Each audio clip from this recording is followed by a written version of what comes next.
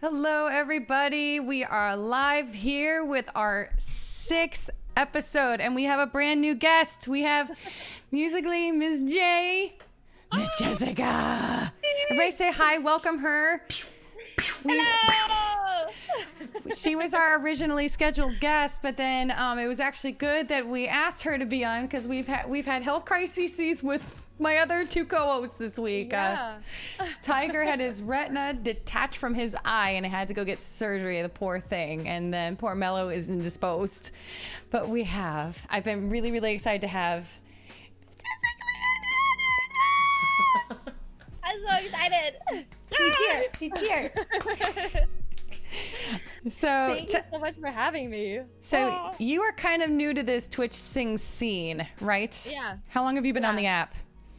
Oh my gosh, it was April when I started. Wow. Using it. Yeah. April. And Okay. I only found out about it because a mutual friend of mine had gotten on and said they wanted to do it. Rachie H was like, oh Yep. my gosh, I gotta get on Twitch Sings, and then she told Phantom about it.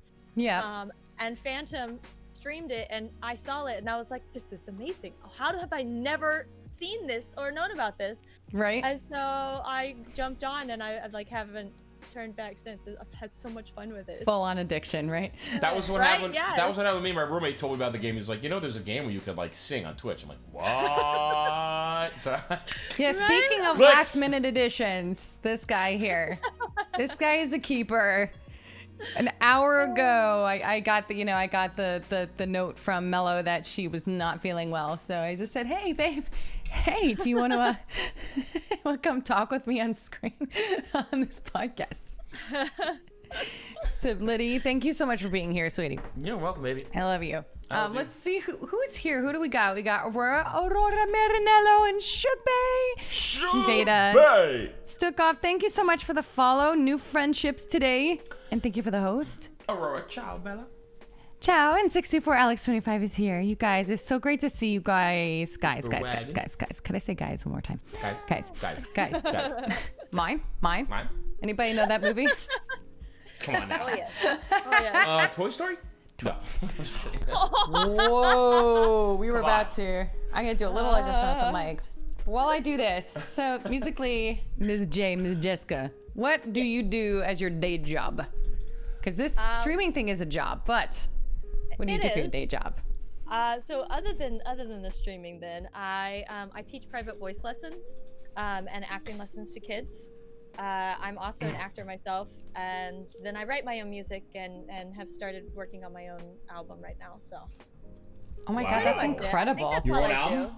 Do you have Spotify? Do you have anything else out yet? Not yet. Okay. I've got a couple YouTube videos out, but I'm working on putting all the pieces and the components together. I've written the songs. I just need to actually get all the rest of the instrumentations and all my friends to play the parts. Sure. Oh, awesome. Put it all together and then send it out in nice format.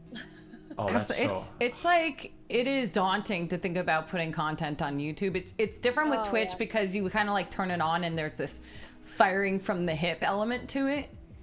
You know, and with YouTube, it's pre-planned, you're recording it, you're editing it. It's just for me it just scares the crap out of me.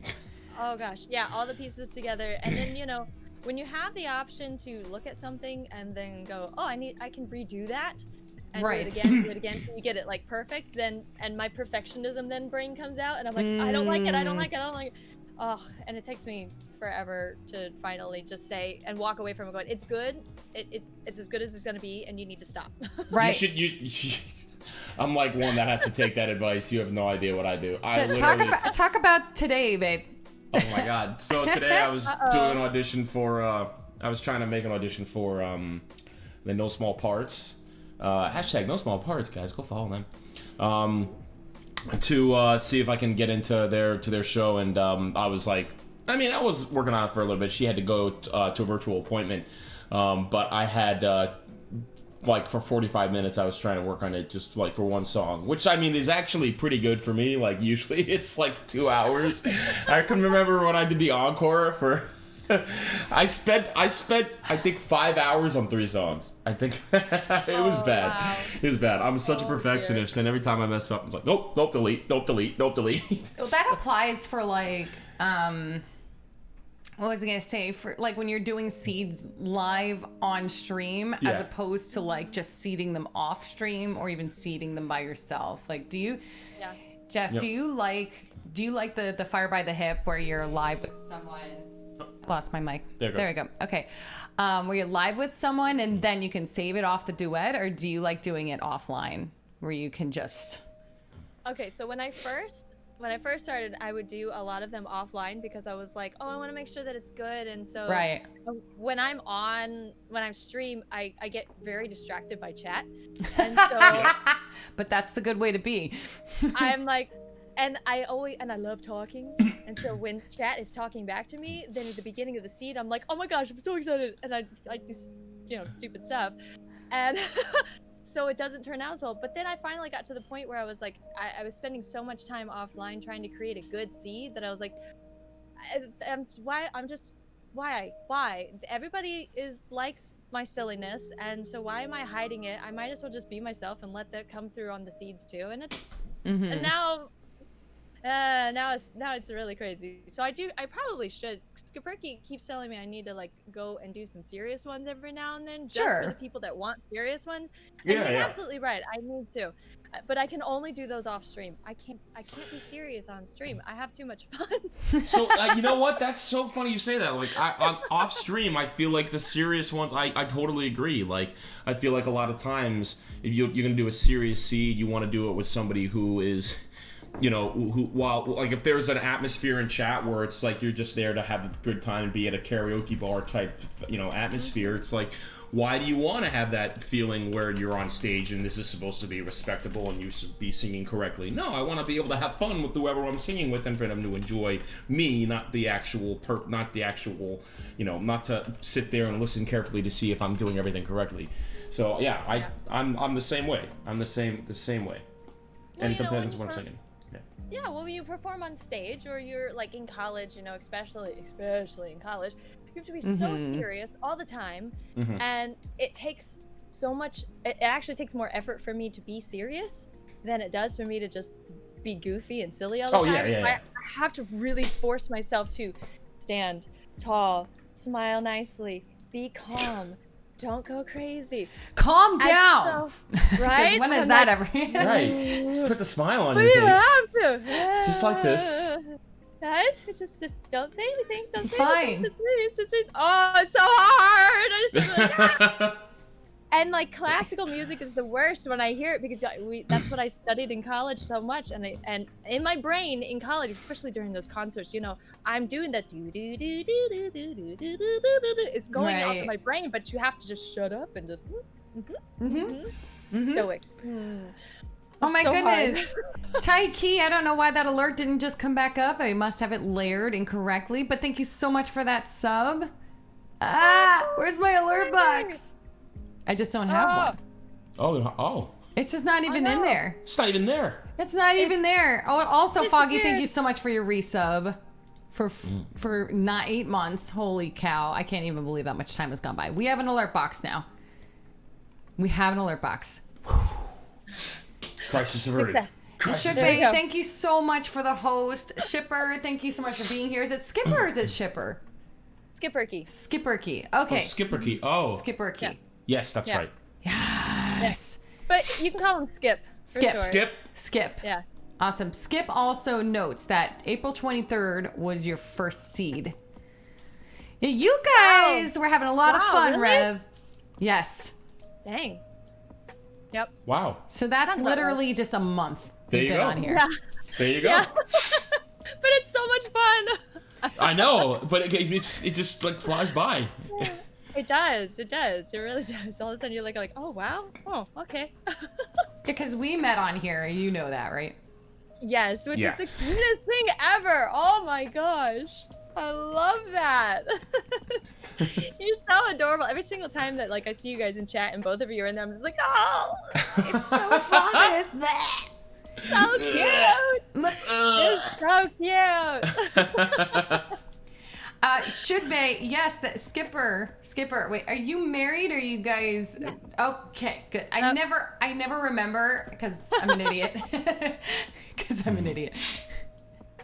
Passionate diabetes. No, but I forget. And then like one time here in the apartment building, like this couple were talking about living together for 5 years. I just assumed they were married. And they're like, no. Oh yeah. Oh, and I was like, oh. Whoops! Well, actually, legally in some countries, 5 years you are married. The common law. That's common a law law here. Yeah. Common law is here. I don't remember how many years it is. I feel like it's like maybe 7 or 10 or Is it 9 or something like that. It's a lot of years. It's a lot of years. Yeah. Shugbay's messing with me. Listen, I'm too trusting of Shug. You can't joke around me. Just kidding. Illegally in a lot of the U.S. Gotcha. I mean, yeah, no, go ahead. What were we gonna say? Oh, she's got coffee too. I gotta drink my coffee. Well, I got tea. I moved to tea. I had coffee this morning, and I'm on hot tea now. So I can't drink coffee too late into the day, otherwise I'm up all night long. See, I used to be a barista at Starbucks. So you probably have like an immunity to it then. Immunity / addiction. I was gonna say addiction. It's more addiction. Yeah, it's not abuse. Oh yes, I understand. I haven't been to Starbucks since all the shutdown, so. We went for the first time in like 6 weeks. When was that? Like a week ago, Big? Starbucks? Yes. Yeah, Starbucks. We hadn't gone there in forever, and we were just like, you know what? It was like a spur of the moment thing too. We were just like, yep. We were at the bank, and it was right across from the bank. Yeah. Ooh, yes. I got a Frappuccino. Not sorry. Not sorry. Sorry, not sorry. I love it. What's your go-to Starbucks drink? Well, let's see. It's either gonna be upside down macchiato or not macchiato. Upside down. Word hard. Upside down. Macchiato. Macchiato. Yeah, because instead of the putting milk on top. Yeah. So the macchiato usually comes with the shots on top and the milk on the bottom. But if you get it that's upside down, it's the other way around. Yep, that one. Oh, cool! I didn't know that. Caramel macchiato. Yep, but upside Caramel down. macchiato. Low key, I never know the difference between macchiato, like frappuccino, macchiato, like all these macchiatos.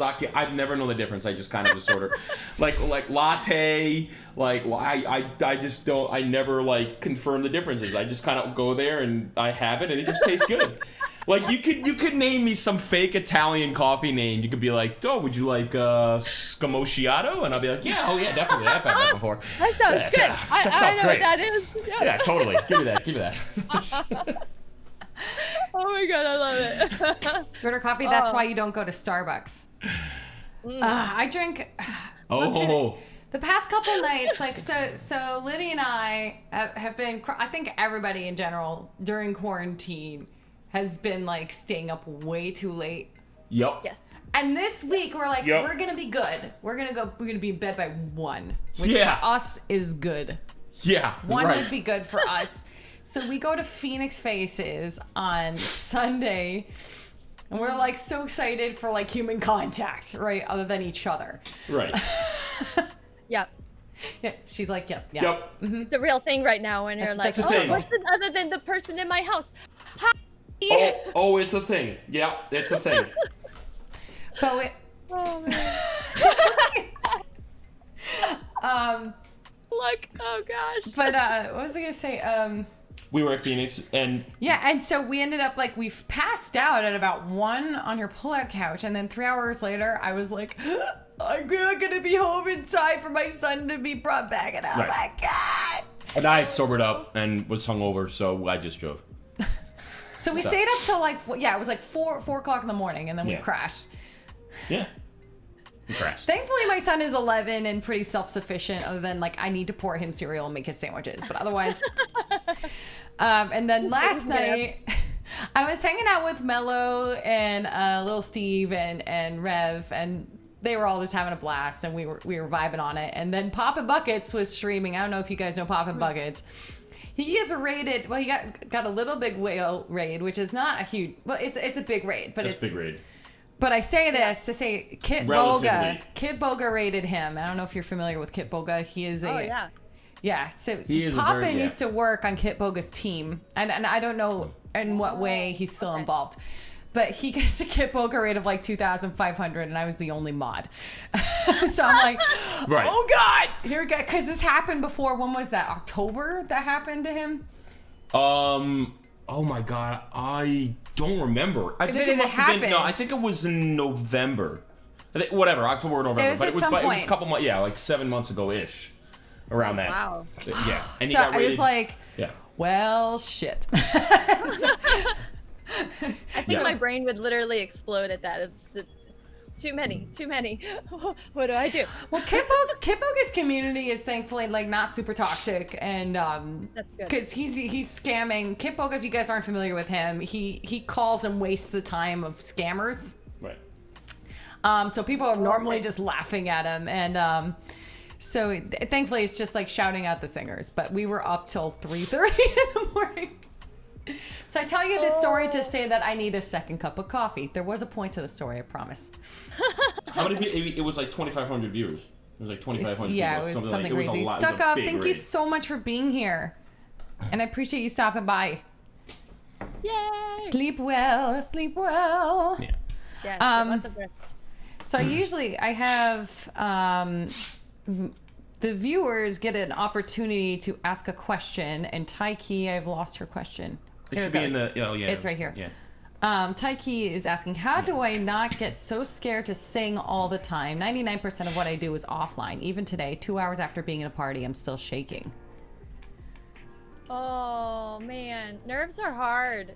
Everybody gets nervous. You know, Yeah. we all have to deal with it in a different way. But when it comes to, especially when it comes to performing, you just have to accept the nerves. Yeah. And take a deep breath and ride the wave, because a lot of times nerves help you too. It propels your adrenaline, and so that you end up with a even more stellar performance. But the most important thing is to remember that everybody gets nervous, and we're all there with you, and we're there to support you. The people that come to listen to music are not there to judge. They're there to enjoy themselves. So as long as you're enjoying yourself, then your audience is gonna follow along right with you. So yeah, nerves are. No, I'm just gonna basically kind of agree. Like, nerves are a thing. They're gonna happen. They're gonna be there, and you just kind of have to. You can use that, like you said, you can use that as an adrenaline booster. When I go on stage, if I'm about to go on stage, I use them as an adrenaline booster, and it ironically kind of calms me down. Doesn't really calm you down, but because your adrenaline pumps you up, it's the illusion of being in a calm state, and you're okay, and you're ready to go out there, and you're pumped up to be able to perform what you want to do. And the funniest part is, Taiki, when you said that, you said after you're still shaking. That is the time, and I don't know about anybody else, I don't know about you, Jess, but for me, that is when I mostly shake. It's after. Really? Oh, yeah.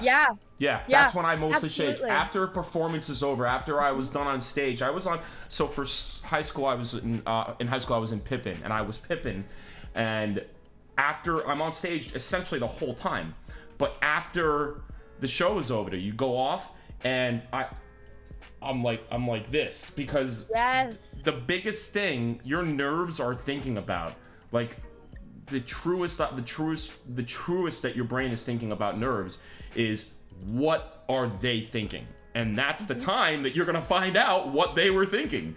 You know what I mean? Like, that's when you're about to know, like, was I good? Did you like me? How did you like the show? Please like me. Please like me. So, like, that was for me. That was the biggest thing. It was after the show was over is when I was most nervous. Not even during, because I was pumped up. Absolutely. Same thing. I walk off stage. I'm fine. I'm calm. I am like cool as a cucumber. It's totally flat. I get off the stage, and then my body just starts freaking out and shaking. So yeah, same. Absolute. Natty, it's so great to see you guys. As far as the question goes, like, it is like, hang on, I gotta do this back to be creepy back. I see you. Oh my god, it was harmonized. You did. I did. I knew you were gonna do that. Oh my god. He knows me so well. I know it so well. Oh, my how did the goodness. audition recording today go? Yeah. So it's funny, like, okay, audition recording. I guess I wasn't so I kind of knew the song I was doing, But after it's over, like, I guess I was showing Pash after it was over. There were not really nerves. I mean, I'm just showing, one person, and, I'm not like I'm nervous in front of you. But, like, obviously there's still that expectation of what are you thinking. The thing, Taiki, I will say, as far as after, like, how did the audition the recording, when you're doing recordings after, the one that got to me was when I was doing Take the Mic. And that was after that. Yeah. After that is when I was nervous. But yeah, I mean, during I'm alone. I'm here. There's not, if I mess up, I can restart. Kind of. Take the Mic was MusicallyMsJ. Have you heard of this? It's Full of Emily's competition. I have not. I'm not familiar with this one yet. So she hasn't hosted it this month because she's been out of the country, and there's been, everybody's like up in turmoil right now with like their situations. But she had one last month. And it's basically a soloist competition. There's Dare to Duet, which is a duet competition. Party Till You Die is a solo competition, but it's more about the improv. But this Take the Mic is kind of more about like the musical performance in a way. Okay. They actually have judges that judge. They have judges, so like Tiger and Bat Sam judge on that. They had Megan Linnaeus on last time, who, if you haven't seen Megan Linnaeus, not only is she like drop dead gorgeous, but she's such an incredible musician, incredible voice. She loves technique. I would love to get her on the show here at some point. Oh yeah. But so the three of them, like, there's like kind of a gauntlet round where two people go head to head. They spin a wheel and they pick the two people to go against one another, and then the judges pick who is, the best out of the two. Okay. And then after that, for that final round, there is like a 20-minute window you're given to go and record a solo and then submit it. Which, that is next level nerves. I don't know how I would feel about that. I had to do that. I had to pick a song, which I should have actually picked the song probably a little bit sooner. I kind of procrastinated that a little bit. But that being said, I was like, I mean, it was 20 minutes to do it. I was late doing it. I had to give it to one of the mods. Yeah, I was gonna give it to one of the mods, and I'm like, am I late? Am I okay? He's like, yeah, don't worry about it. I think it's kind of there to just kind of restrict people from literally taking forever, like, taking their sweet time. I think that was kind of the point of it. But anyway, the whole point is it's a pretty nerve-wracking thing, like when you have to make something within a lot of amount of time, because you don't. So even offline. Yeah, even offline, right? Even offline, it could be scary, especially with that time constraint. Mm-hmm. So. Just as a reminder, guys, we have channel points for asking questions, or just type it in chat. We want to interact with you all. This is an interactive podcast.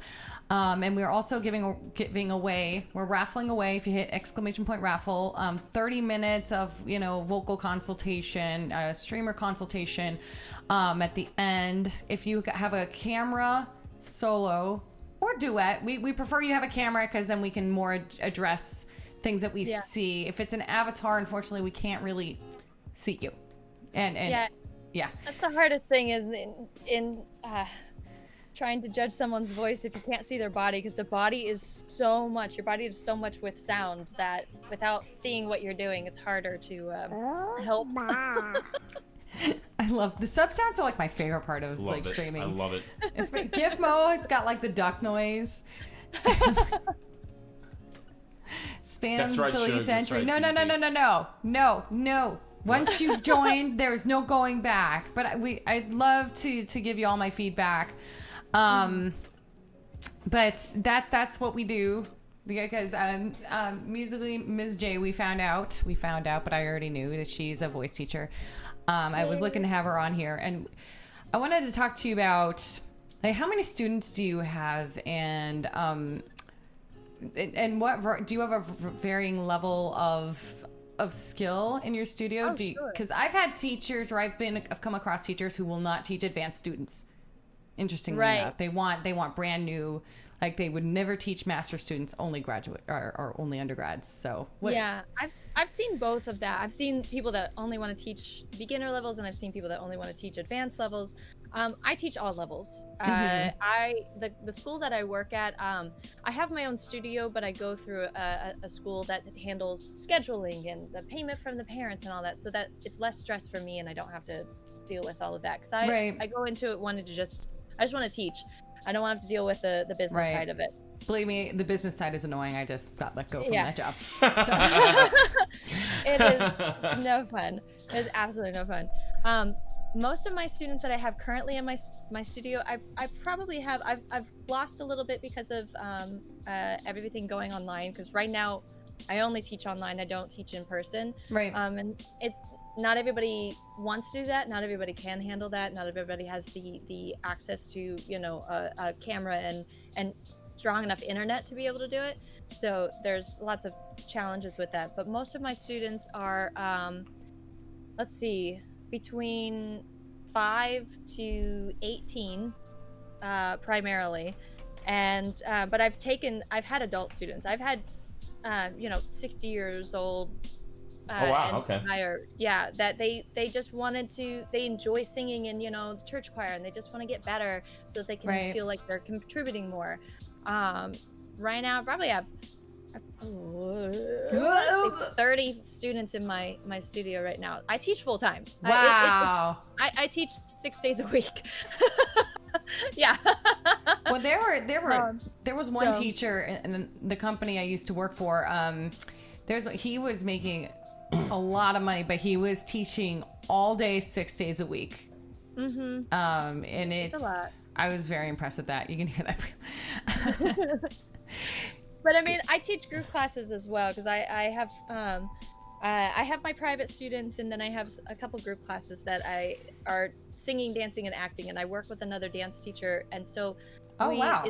it's really based for like beginner level kids that they just are trying to figure out how to move and how to do anything at all. And so it gives them an introductory level to dancing, introductory to singing, introductory to acting, and from there they can kind of pick what they like the most, Right. and then go off into that. So that's one of the things I do, and that one's really, really fun. Doing the movement. Yeah, I can't dance. Neither can I. move. Mom moves. I'm a singer that moves well. That is the category I fall in. No, but that's kind of the same. I'm like That is a thing, by the way. I had to do Footloose in high school. I don't really do a lot more shows. It's all high school. But I was doing Footloose, and I was Chuck Cranston. Thank God he doesn't do that much dancing, and they still made me dance. And I'm like, I cannot straighten my leg and do kicks, and I can't do that stuff. I am if I need to do it, I do it. But yeah, I know Leading exactly man how that material. feels. Right. That's what Mr. Scoot keeps calling him, is like leading man material. I love it. I like doing that. Let's see, Gifmo. I can move some. Wait, I can move some. People don't consider it dancing, but I move to the rhythm. You can dance if you want to. Me sometimes. Yes. Oh yeah. It's definitely me. Move, but whether or not it's coordinated and then looks like something that's not just a crazy person waving their arms around. Right. Hard to tell. You don't want to look like that you are having a seizure. You don't want to look like that at all. No. You want to No. look right. No, Except the Macarena. YMCA. I could do that one. Let's see. I'm just hearing the chorus to Long Tall Glasses playing in my head. Is that from Footloose? What show is that from?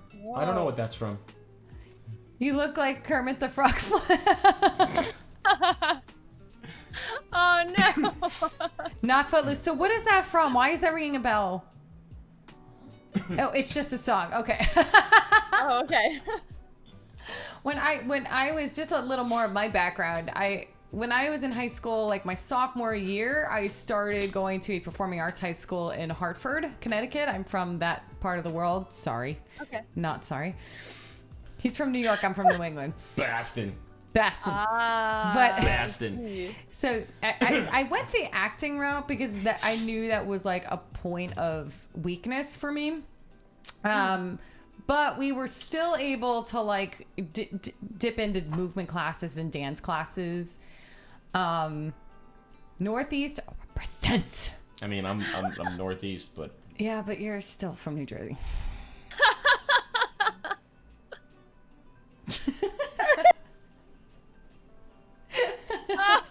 Oh no. But like so much. Oh my. Veda knows. We went there. Where he left his wife and life. That was the clip. So we were doing our Battle of the Sexes a couple weeks ago. She thinks I said wife. I said life. But it could have been either way. Could have been either way. Getting away to some burn cream. Oh shit. But and I think we were talking about this the very first episode, like body awareness and physical activity movement is so important to singing. Body relaxation period. My alma mater here is University of Maryland, and the Maryland Opera Studio, at least at one point, was like an amazing program, and they require those singers to do movement. So and even at the opera level, like in musical theater, like you definitely should be triple threat. Yeah, should know how to dance. That's the thing. Like you have to have that dance feel. Like there was so when I was much younger, and this was like much younger than 25. Much younger than 25. I'm just kidding. 25. No. I'm just kidding. No, I know.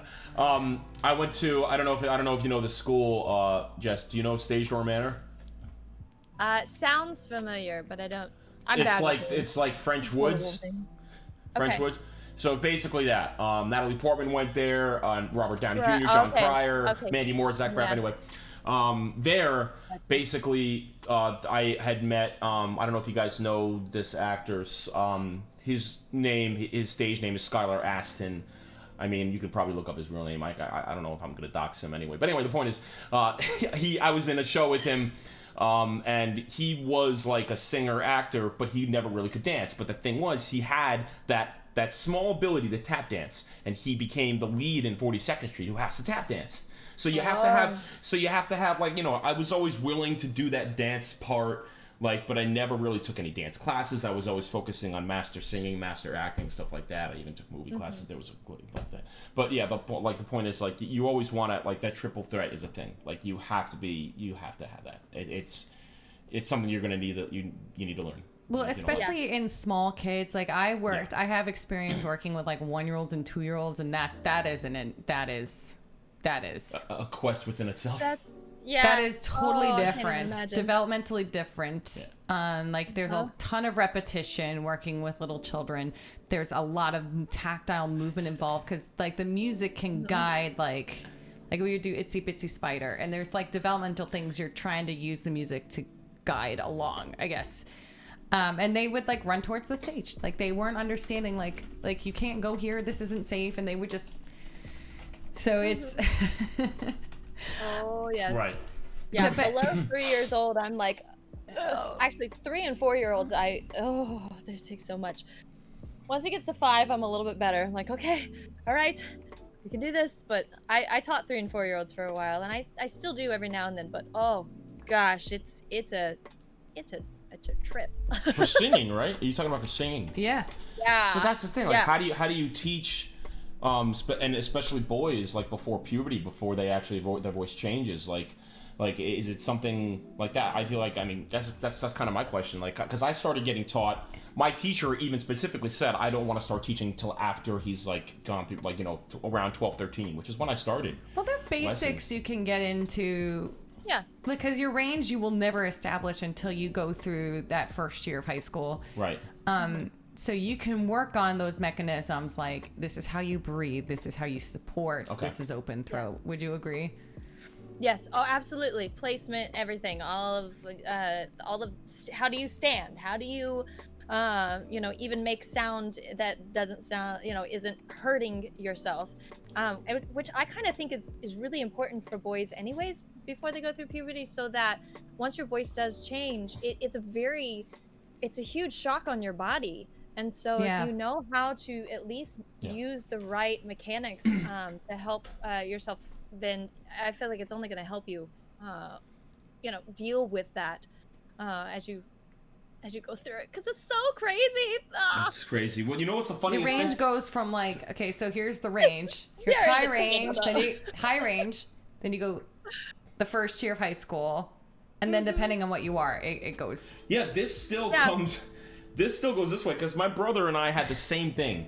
In high school, going through puberty, like when I was going through high school and like after puberty and through high school, I was lower than I am right now. I could not reach notes that I am able to reach right now. In fact, the song "This Is the Moment," the last note in there is like a B flat, I believe. Of them all. Yeah.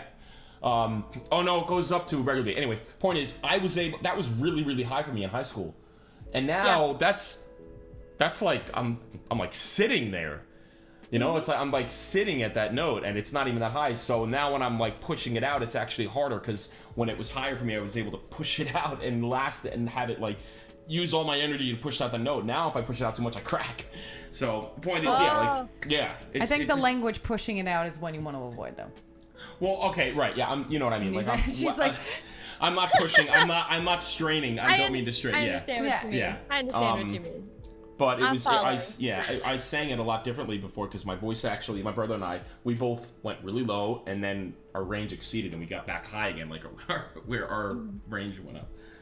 So. Well, I mean, you know, you have to remember your voice is a muscle. So like any muscle, the more that you work it out, as your body grows and as you get older, it's still going to change and develop. Because that's what happens with our muscles in our body.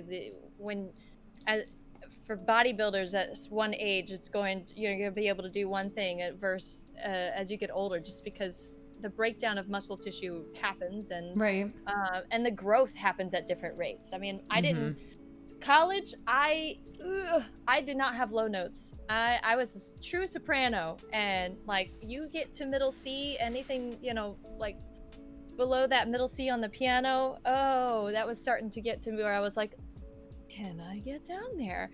But I could soar off into the rafters, and that was it. And now I definitely can get into that alto range and everything, which is wonderful because I worked at it, but also because my body grew and changed and everything. And well, takes time.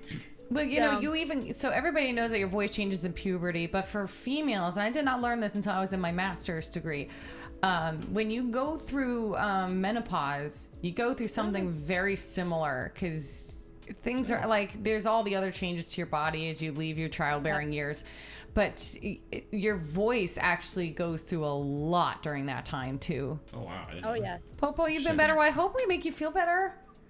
And thank you to everybody. DJ Celtro, it's so great to see you guys.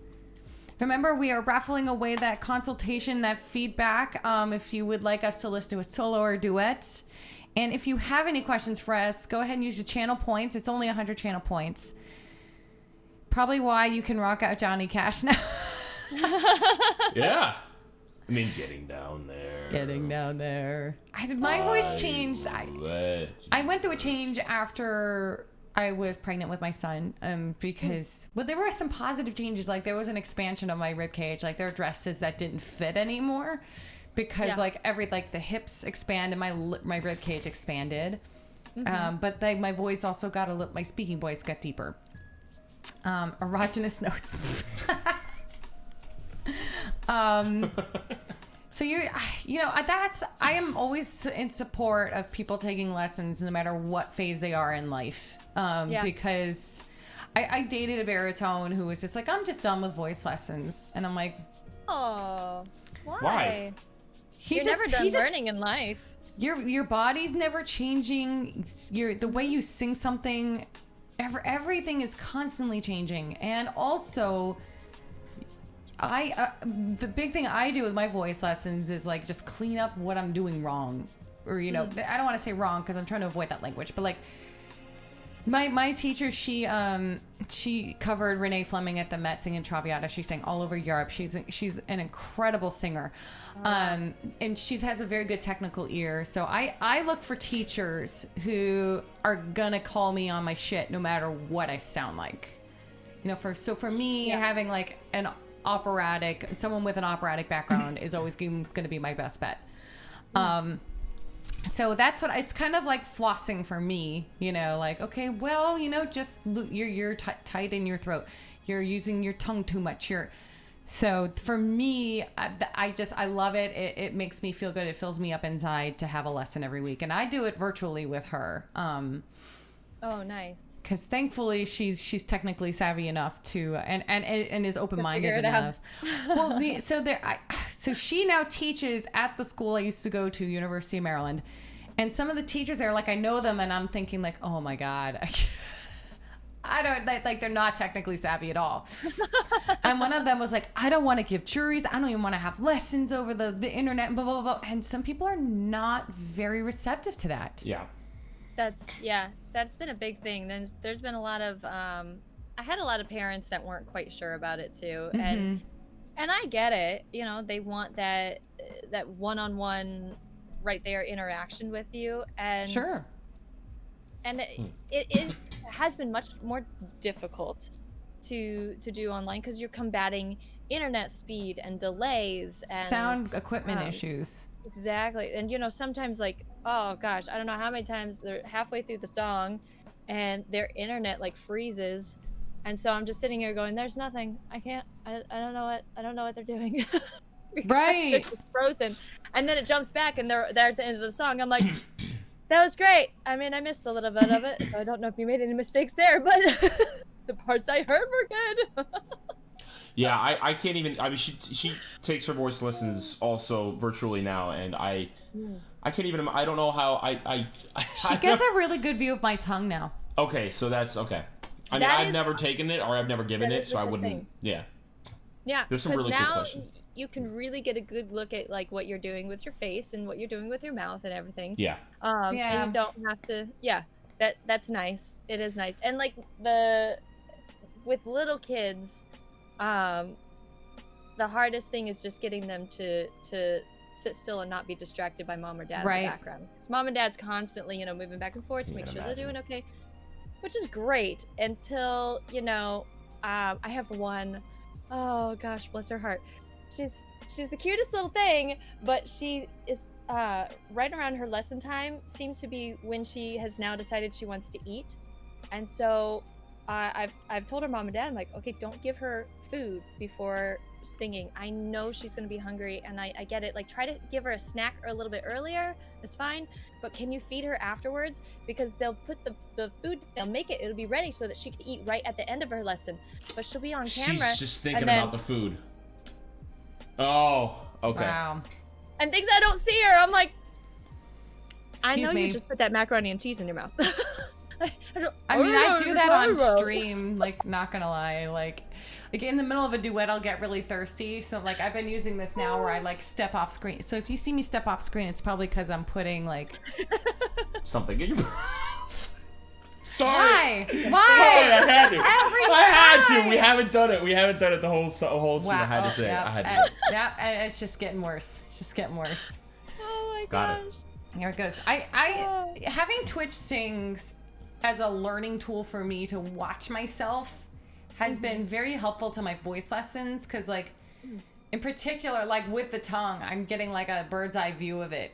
And that's probably one of, there's like a couple challenges I have as a singer, particularly as a, when I sing operatically. I am very tense in my tongue, and I try to sing, like, especially when I'm like, okay, I gotta sing like an opera singer and whatever. Yeah. And then like I got it in my head very early on. You've heard of Leontine Price, right? Mm-hmm. So I had it in my head early on, like, I'm going to be her and I'm going to be famous. And that's like so far from the truth. Like, first of all, not to dash anyone's dreams, but like it's very hard to get to that level. But second of all, you're not going to get to that level sounding like someone you're not. Yeah, absolutely. And if you think about the people who have been famous, particularly in the opera world, like they've been strong on their own voices. Like Renee Fleming is not Leontine Price. Lucia Pop is another really fabulous opera singer, but she's not Leontine Price. But a crystal clear, beautiful, could sing anything. Sing absolutely anything. Damn it, Liddy. Beer's calling you out. What'd I do? Gabby, you...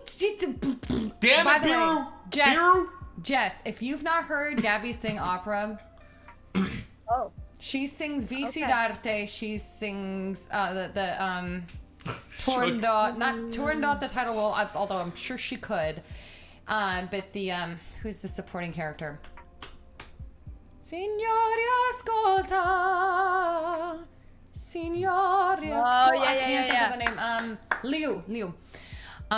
She's incredible, guys. If you ever want to hear like opera as it should be and not like Pashley just trying. Oh. Can we just stare? Can we just get a stare for that? Can everybody please put Kappa like right now in the chat? Like for what did you just say? What did you say? Okay, so we're two God. different kinds of sopranos. We're two different kinds of sopranos. Like she Oh my is God. a very lyric, dramatic, not very dramatic, but a Thank you, Taiki. Thank you. kiss my ass. God. Present it. Unfreaking believable. Pashley triggered.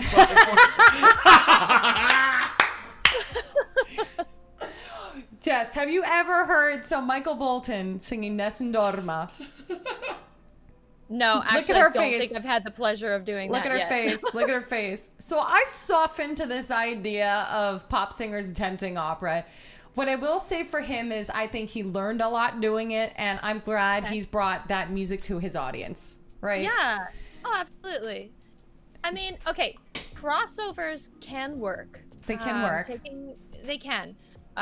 When done in the right way. Right. With the right atmosphere, and making very, very specific changes. Right. But they could also fall really, really flat. And make me go, the funniest thing is, oh dear. I know so many triggers. Poppin brought up such a funny thing right now because there's my so God. many triggers I can say. It's so funny. So I'm gonna get ahead of you here. We'll wander off from teachers for a second. Like, baby. I'm gonna stay ahead of you. Yeah, I already know. No. My mic heard this conversation and was like, and no, goodbye. Bye-bye. Emmanuel, 1296, thank you so much for the follow. Welcome to our podcast. Everybody, this is MusicallyMsJ. She is brand new to the platform, but she's fantastic and she's an excellent resource.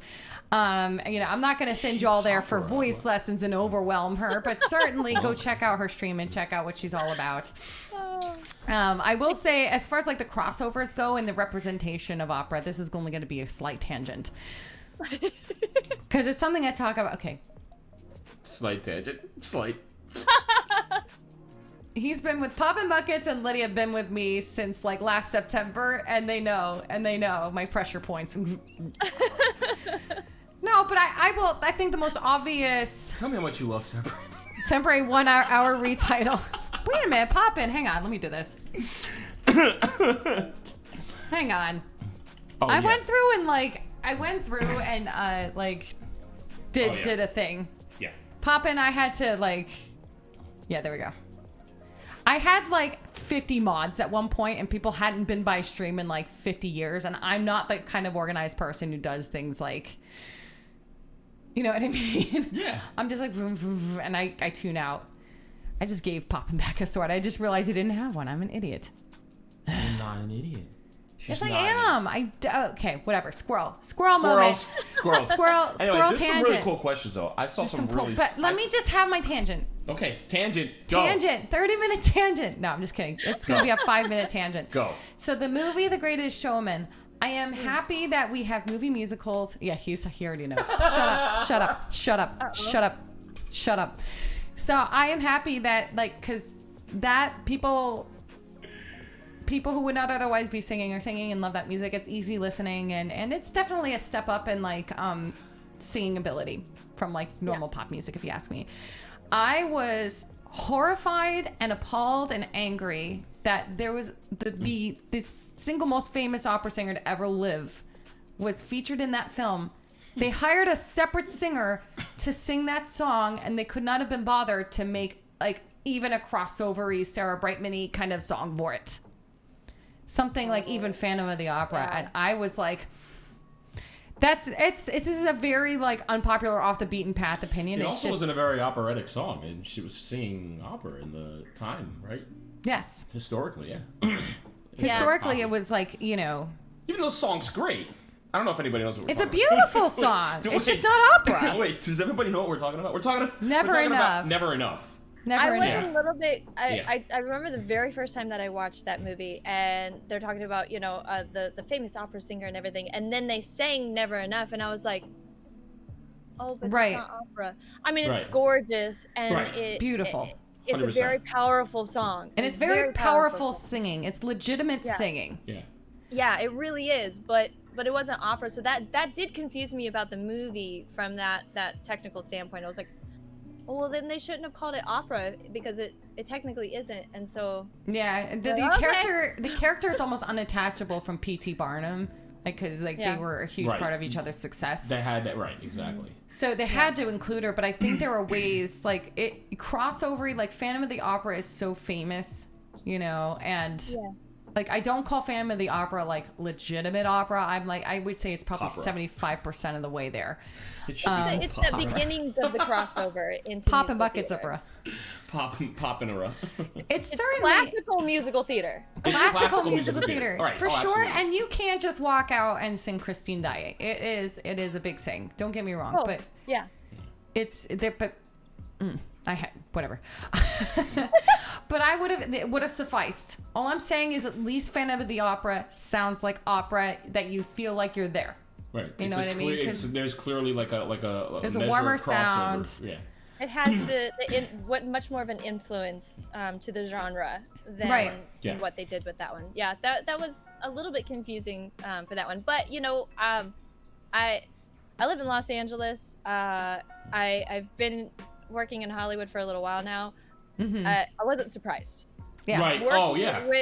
in this industry out here and seeing the influence and how everything starts in a project and then where it ends, you go, yeah, I'm not surprised. Right. I wish that they would have done the other, but That's the thing. I told when she first told me about how much that she doesn't like that.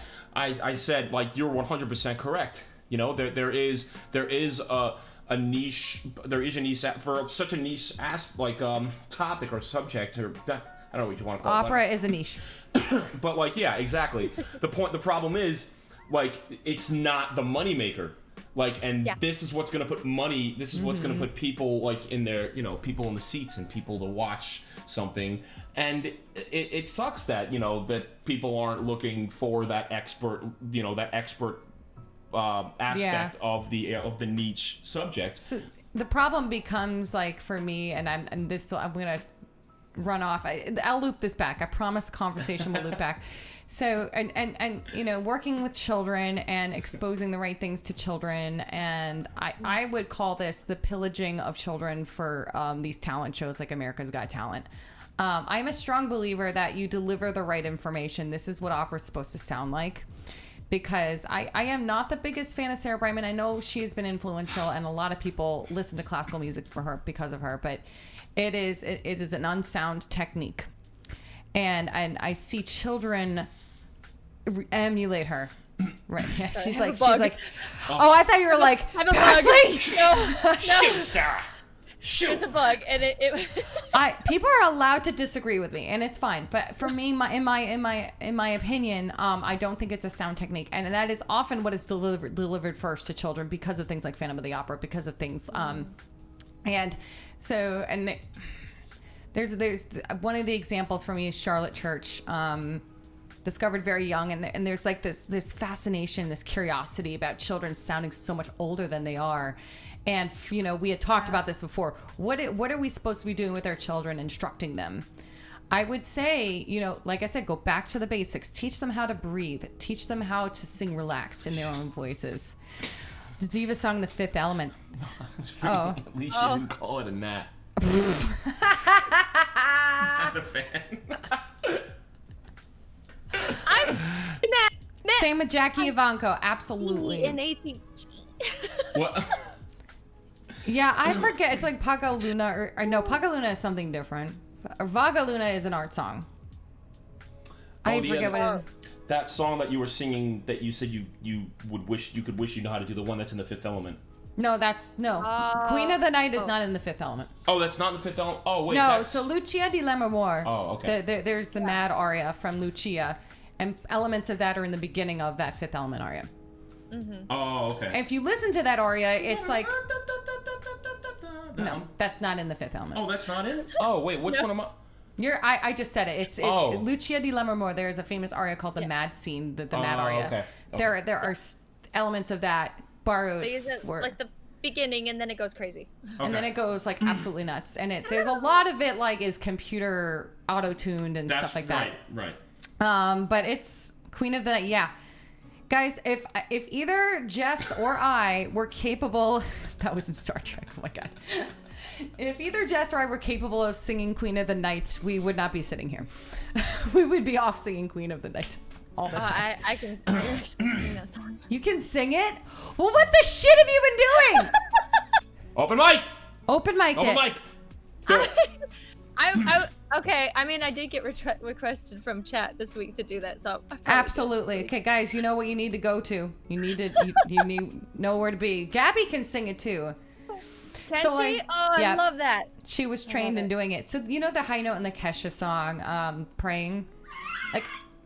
Oh. So a lot of singers sing it on a whistle note. Yeah, that note. That note. So a lot of singers can sing it in a whistle note. That's one way to go about it. But Gabby, and I'm sure you can do it in your head voice all the way up there. Like Gabby just, oh my God. I'm like, Yeah. Just gotta warm up to it. Just gotta work. And they're fucked up just like me. Kesha is totes opera. But no, Mariah Carey was operatically trained, but she used whistle notes. Well, that's because Mariah Carey's a freak of nature with six octaves. She sings. Also some Vesti La Juba. You know some tenors who could do that. Yeah, no, I'm one of my friends in the area. His name is Carl Tanner. I don't know if you know him. I've heard of him. He is a dramatic tenor. He sings Otello. He sings Calaf. That kind of caliber tenor. But yeah, he sings all that repertoire. It's a really interesting. If you heard him talk, you would never guess that he was a singer because he has so much hoarseness in his voice. And they actually were doing like.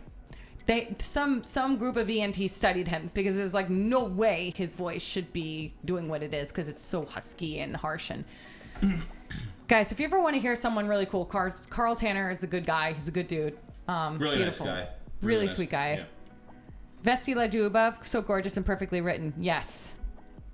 And I would play these things live, but I don't want YouTube to slap me with copyrights because these I know, right? These shows are slowly congregating to or going to YouTube. And the first episode I posted, they slammed me with a boom. Nope, you're blocked because I played some Tracy Chapman. Yeah. Oh no, that's a hard thing about YouTube is getting around all the music stuff. It's like Yeah.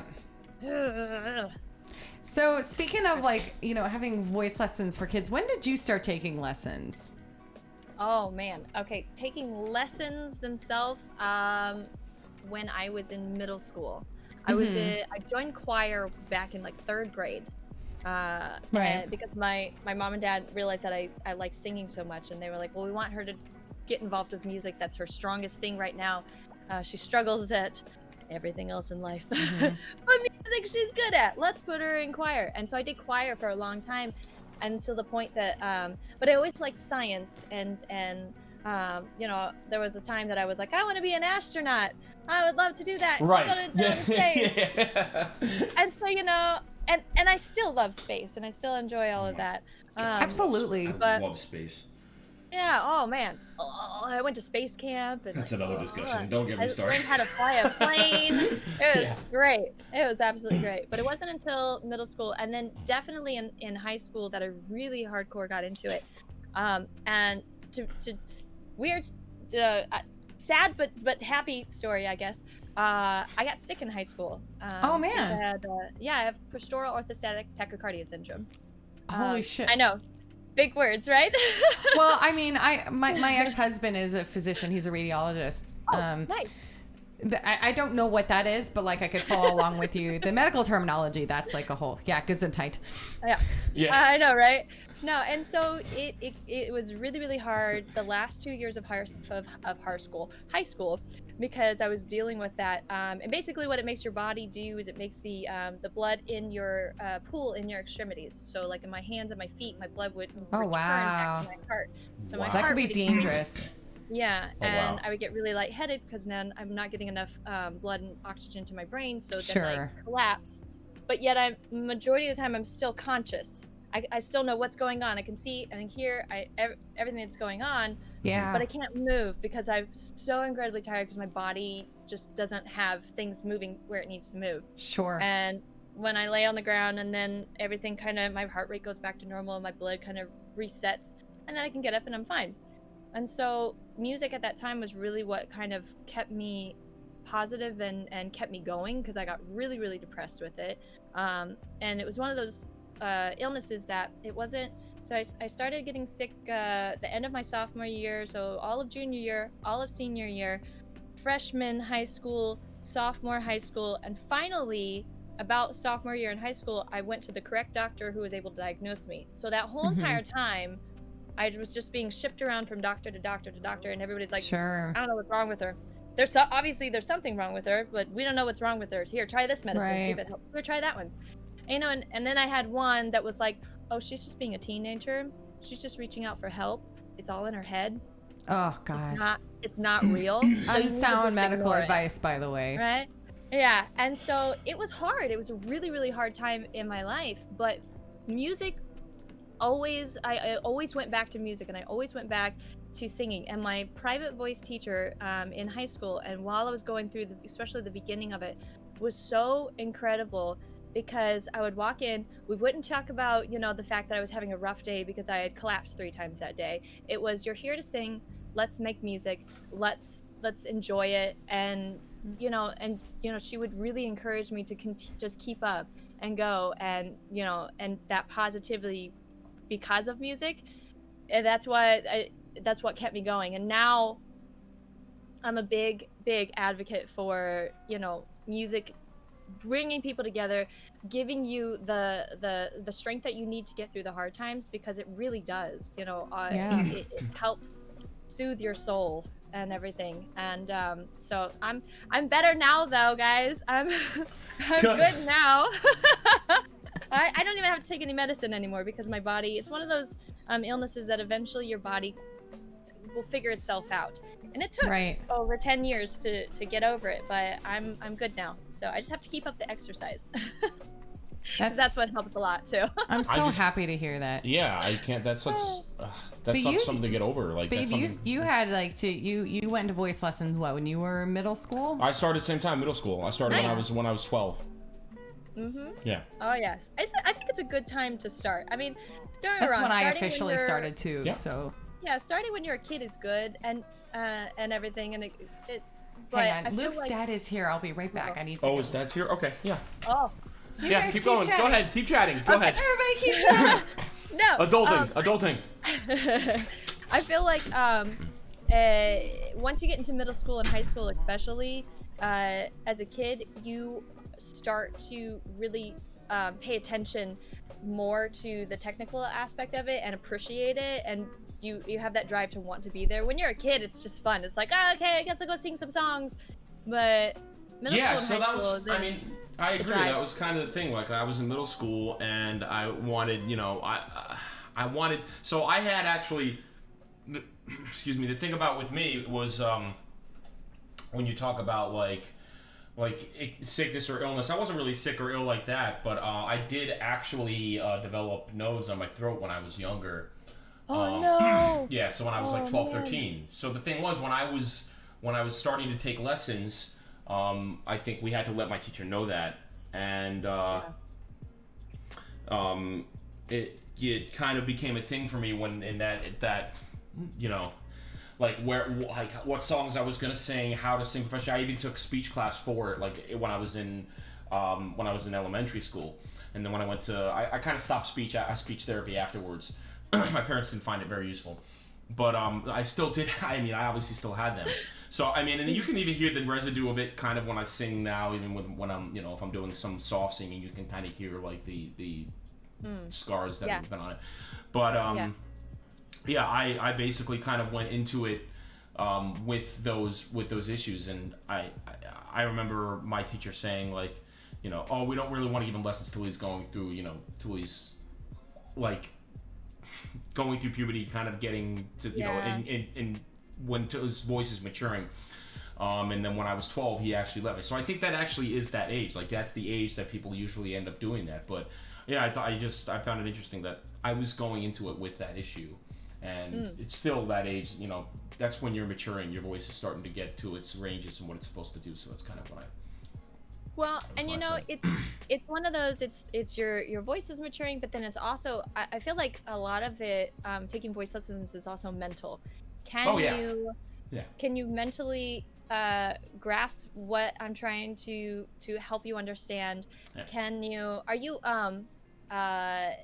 calm enough to be able to make it for 30 minutes and not be like, yeah, because that's what like that's the struggle you have, and the reason why like I'll do a 30-minute lesson with a 5-year-old and no more, and even 30 minutes is a struggle. The water's boiling. Because after that 30 minutes they're ready to move on, they're ready to do something else. It's like no I want to, there's a toy over there calling my name, I'm gonna go.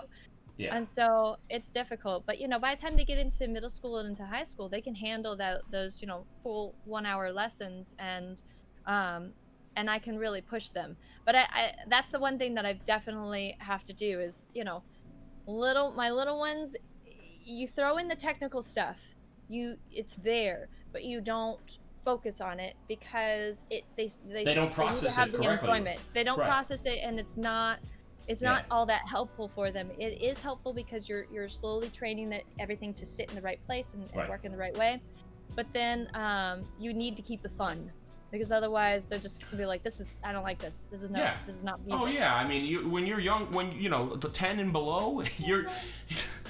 Hi guys, hi Raiders! Thank you for the raid. Thank you for the raid. Passion's not here in the moment. She's Who raided? Wait, I missed it. Who raided? It was Lost in the Middle. Lost in the Middle. Thank you so much for the raid. We are having good talk today with Princess Pashley. She's not here at the moment. She'll be back soon. But guys, thank you for the raid and welcome. Yay!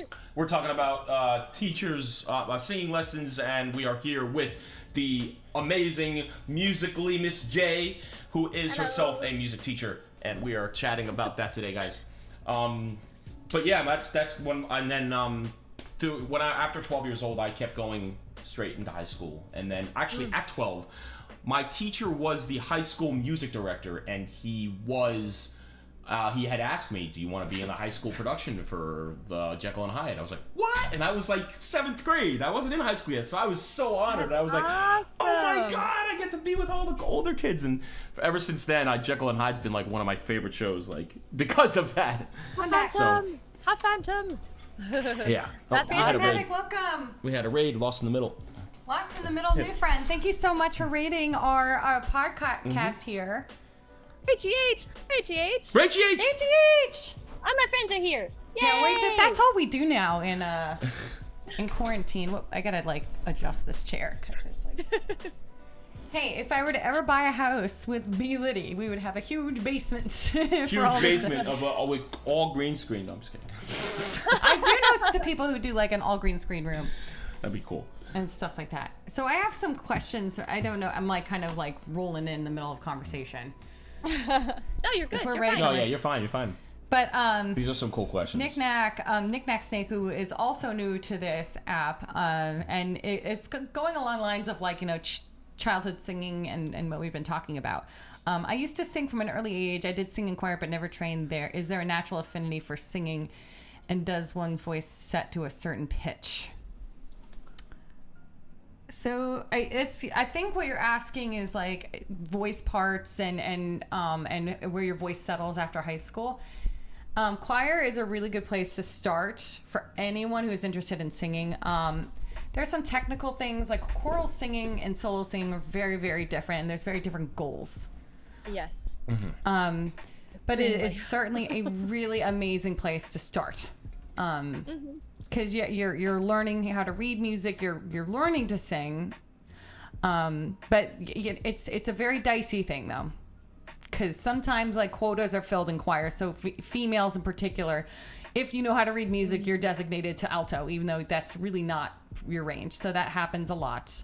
Or if you have the range in particular, you know, like if you can sing low. You know, so it's tricky. And after you go through puberty, then your voice settles in. Like, you know, Jess and I are sopranos, and sopranos sing higher than altos. So if we're talking about pitch and voices lending themselves to pitches, yeah, you could have a whole discussion about that. Mm-hmm. But what do you think, Jess?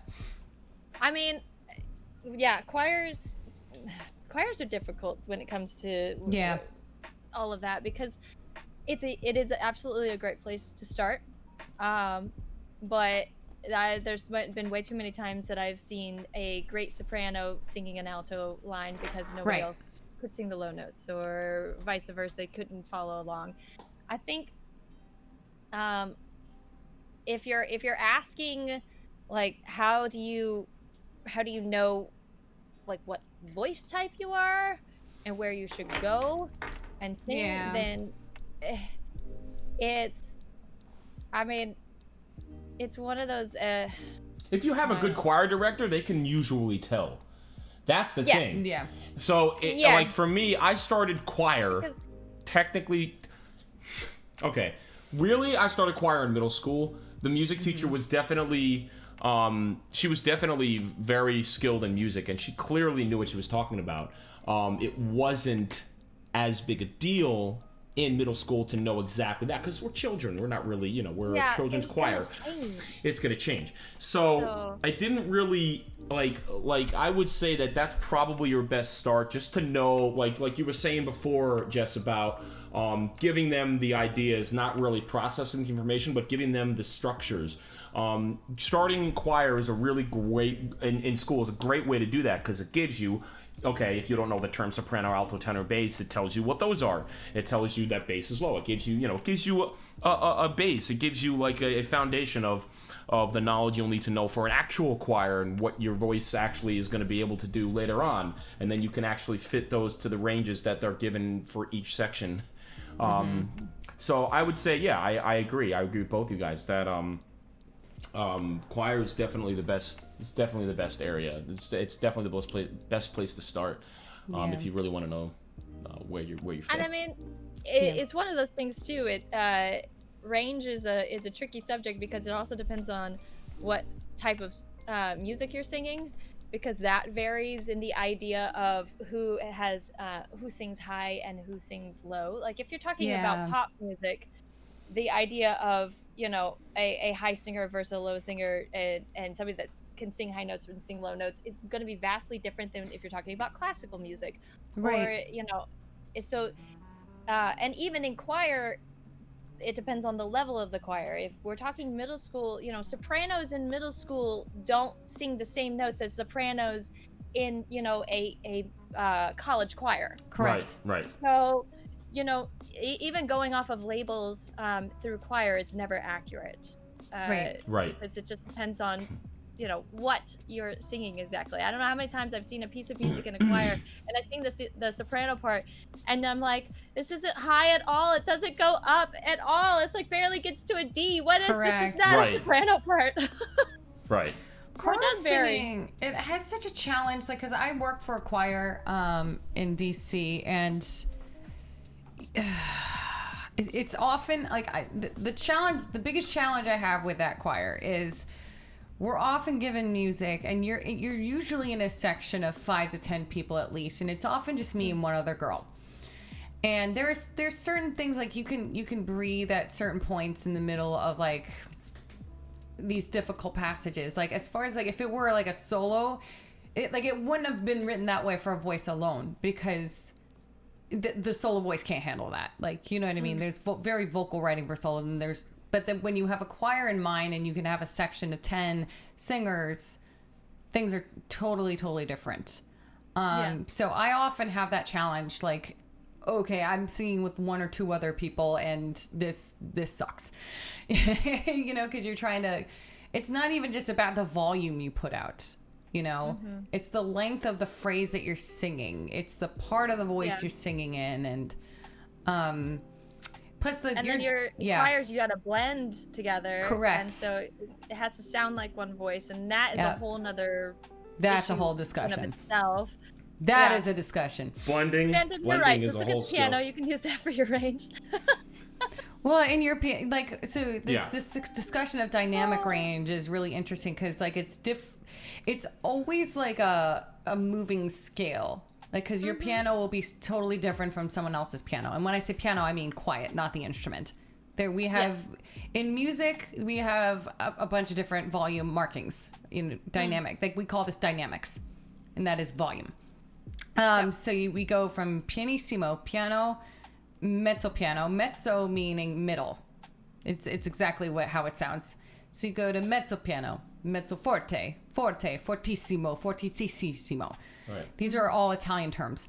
And these things can move, but with a choir, sometimes the choir director has a fixed version of like what that volume should be. And I had a choir director who he liked the pyramid approach to voice parts. So bass would be loudest, tenor.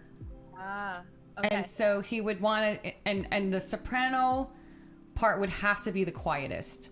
And which is hard as a soprano because there's a you're million acoustically sopranos, favored. and we are loud. Yeah, we are acoustically favored. Rings a bell. So there's there's a lot of challenges with choral singing, and I don't knock it at all, but it's not always vocally friendly. That's right, Phantom. That's right. Yep. There we go. There they are. Phantom's actually a music teacher as well. We work together. Wow. We work through the same school. Oh, that's awesome. My very real cool. life friend. Oh, wow. When I was I hungover, didn't we know. were listening to you on Sunday night. You guys were, and we were just getting such a kick out of you guys. Oh my goodness, sensational! Thank you for that gift bomb. I just meant this is a real life friend of. Oh, sensational! Like real life, not over the internet. Not over the internet. I don't only know him through the internet. Like I know him in like physical contact outside. Yeah. Yeah. Social distancing contact. That's what I meant. It's not that my friends online are not my real life friends. You guys are my real life friends too. Okay. No, we yeah. Person. That's we get it. Trust me, Yeah, we get that's it. the term I use too. IRL is like basically like people I've met in with all 5 cents or 4 cents, Right. 5 cents. You meet out you don't meet on the internet. You meet them out in Out in the that wild. world, Right. not in this world. So in the wild, I like that. In the wild. So we have new subscribers here. Thanks to Sensational 11, guys. You should check him out. He is. I don't know how long he's been streaming, but he likes playing battle royales. We have Nick Nack Snake, 64 Alex 25, Kalayan, old enough to be Edna's sister in ASMR. Oh, I like that name. ASMR. You gotta run for a bit. Okay, Taiki. Just send me a note.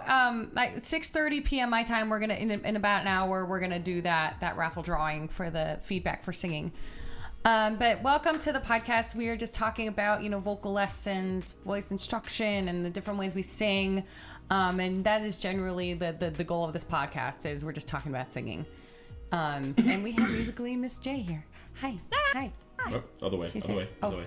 There she is. Right here. Hearing. This is why I'm not a radiologist. So, Oh my gosh. but that's a whole can of worms. I love this Speaking question. of 64 Alex, some stronger singers, both on Twitch Sings and in real life, like to sing harmony parts with different songs. Do you have any tips on how to stay focused on singing the melody part or your own part if the other person is such a strong singer and there's no melody for the own part to match? Ooh. I would love to answer this. Oh, okay, Liddy. You just hop right in there, baby. You hop right in. All right, so yeah, as if you've been in my stream, if you've seen me and Pash sing together, Jess, I think we've definitely sung a couple where you probably harmonized with you. I do a lot of harmonies. I like to. I kind of do it even when it's sometimes annoying, and I don't realize that it's annoying. So I make sure I don't do it if it's annoying the other person. Salt. It's just salt. It's just salt. Nice. just So, salt. Yeah. What? Isn't Liddy's mod? What? Is Liddy's mod. Hi. John Deflindo, welcome. Welcome, everybody. Thank you for being here. But we're currently talking about harmonies and how to maintain your melody when you wander into a B Liddy seed and he's harmonizing the whole fucking time. Yeah, so basically, Just kidding. yeah. Not so, to call you out. So here's the thing. It's a good question, and it can definitely be managed. A lot of it, and this is why I really want to answer it, because it's a really tough one to answer for me, and it's just gonna sound really pompous. I'm about to sound like I'm a pompous ass. You're a pompous asshole, but go A ahead. pompous asshole. All right. So first I'm going to say what it requires is learning the song mostly. If you're technically trained, if you're looking at it as which notes are supposed to go where, you have to know what the melody is to be able to know the harmony. And you have to learn the harmony because a lot of times it can be tough depending on what the signature of what the key signature is of the song. Right. So that's the biggest part about learning harmonies. Now, this is where you're gonna sound pompous. When it comes to okay, asshole, let's go. Let's go. Even when it comes to you, and maybe Jess, you do the same thing. My pitch when I was about 10, I would say when I was 7, I learned that I had something that was called perfect pitch, and it gives me the ability to guess a note when it's being played without having to look at a key signature or look at a note. I can also sometimes sing the note. What's up? It's either relative pitch or perfect pitch. Right. Yeah. Perfect pitch is when you, like, if I were to play a note, he'd be able to tell me, oh, that's C. Right, which I have that ability. Yeah. Correct. Yeah. So, right, exactly. So, you can also do this with relative pitch. So my point I'm making here is when I'm hearing the song, it kind of just goes to my ear. I can tell you right away. So if I'm given, like with the music playing right now, I think so I think it's like either it's an E flat or D right now, but I'm not thinking too much. But the point is, I can harmonize just because the note comes into my head and I can hear what the third, the fifth, and what the octave would be right away.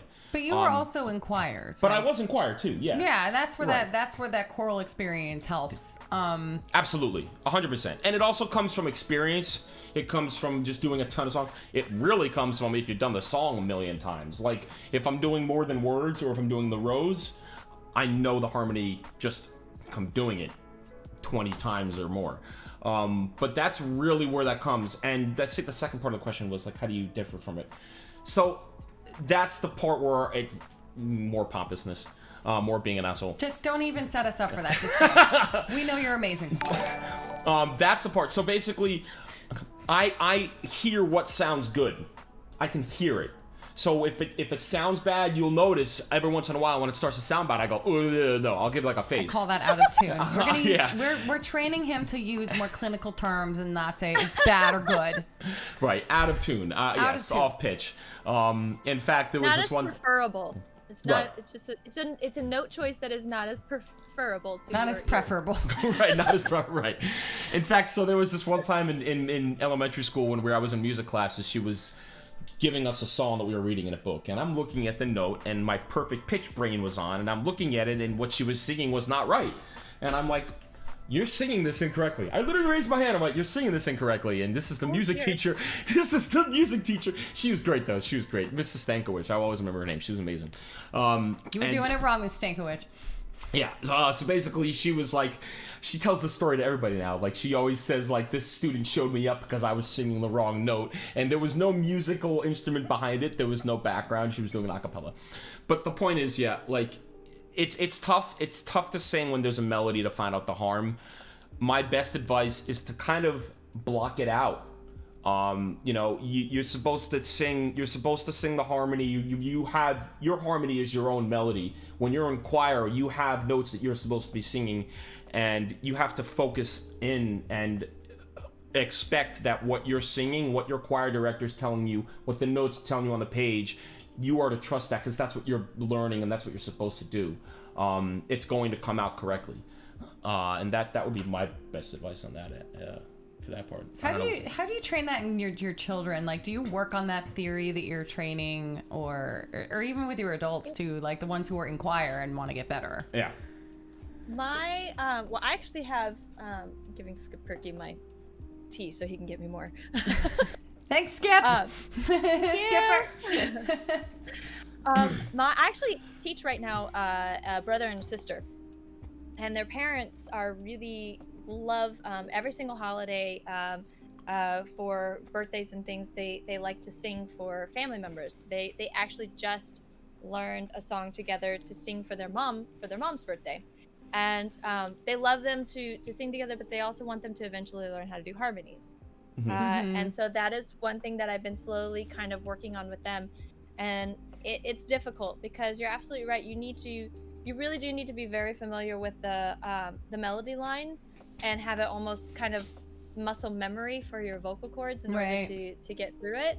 But it's funny because I make this joke with them all the time. So when you first start learning how to sing, you have to use your ears, and that's one thing. You make noise and you listen at the same time so that you can follow along and then match the piano and everything. And so I always tell them in the beginning, open your ears, open your ears, open your ears when they're really little. And so now when I'm talking to these two, I'm like, I tell them, okay, well, now you get to do the opposite. Now you get to close your ears and not listen to the other person.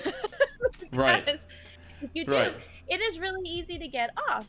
So you're absolutely right. You have to just kind of tune them out for a second and say, all right, I'm not going to listen to that particular thing that's going on, which is a very hard thing to do. It is. It's really a very hard thing. And you know what? When it comes to Twitch Sings, if you're getting thrown off, just go up and sing the harmony with them. What's that? Right.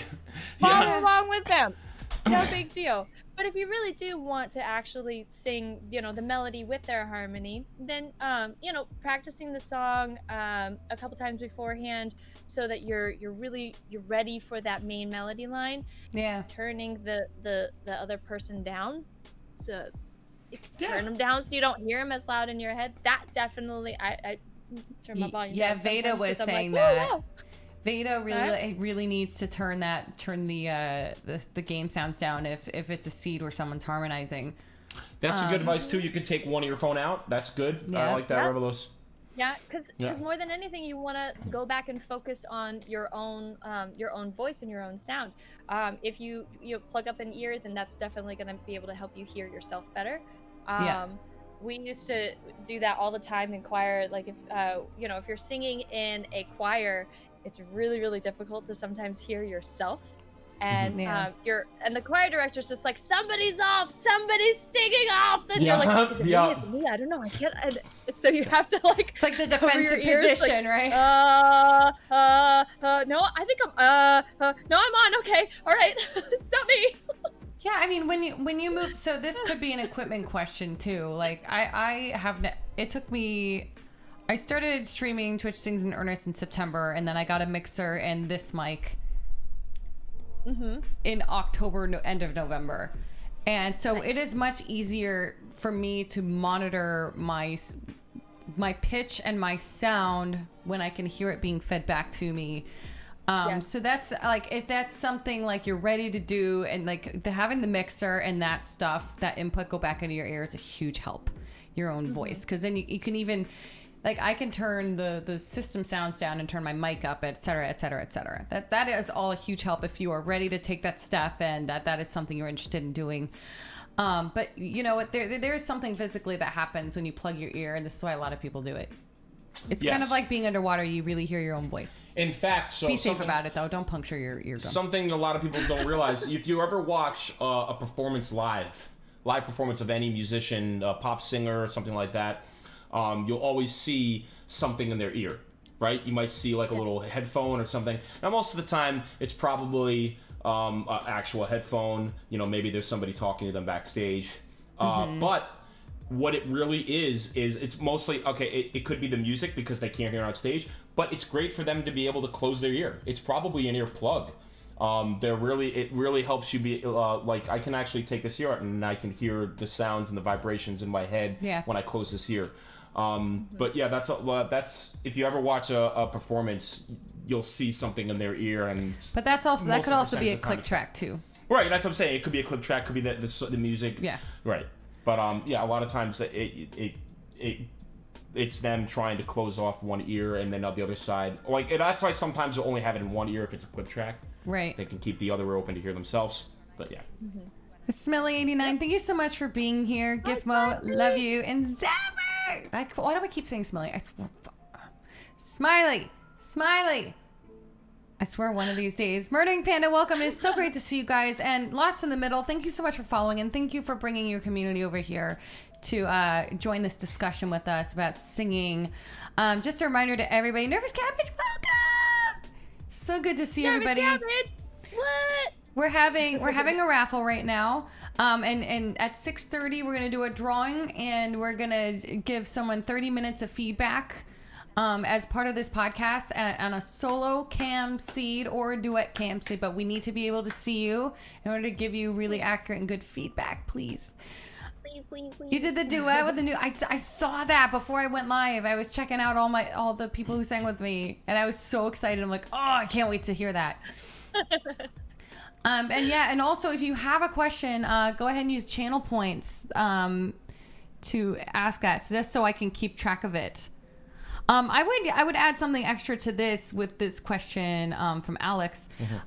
We all know Chantry Ray. She is legendary for harmonization. She's actually more comfortable, and she feels like she's a stronger singer when she's harmonizing. She's working on this, like working so hard, and she's a totally different singer than what she was, last year, and that's the power of Twitch Sings.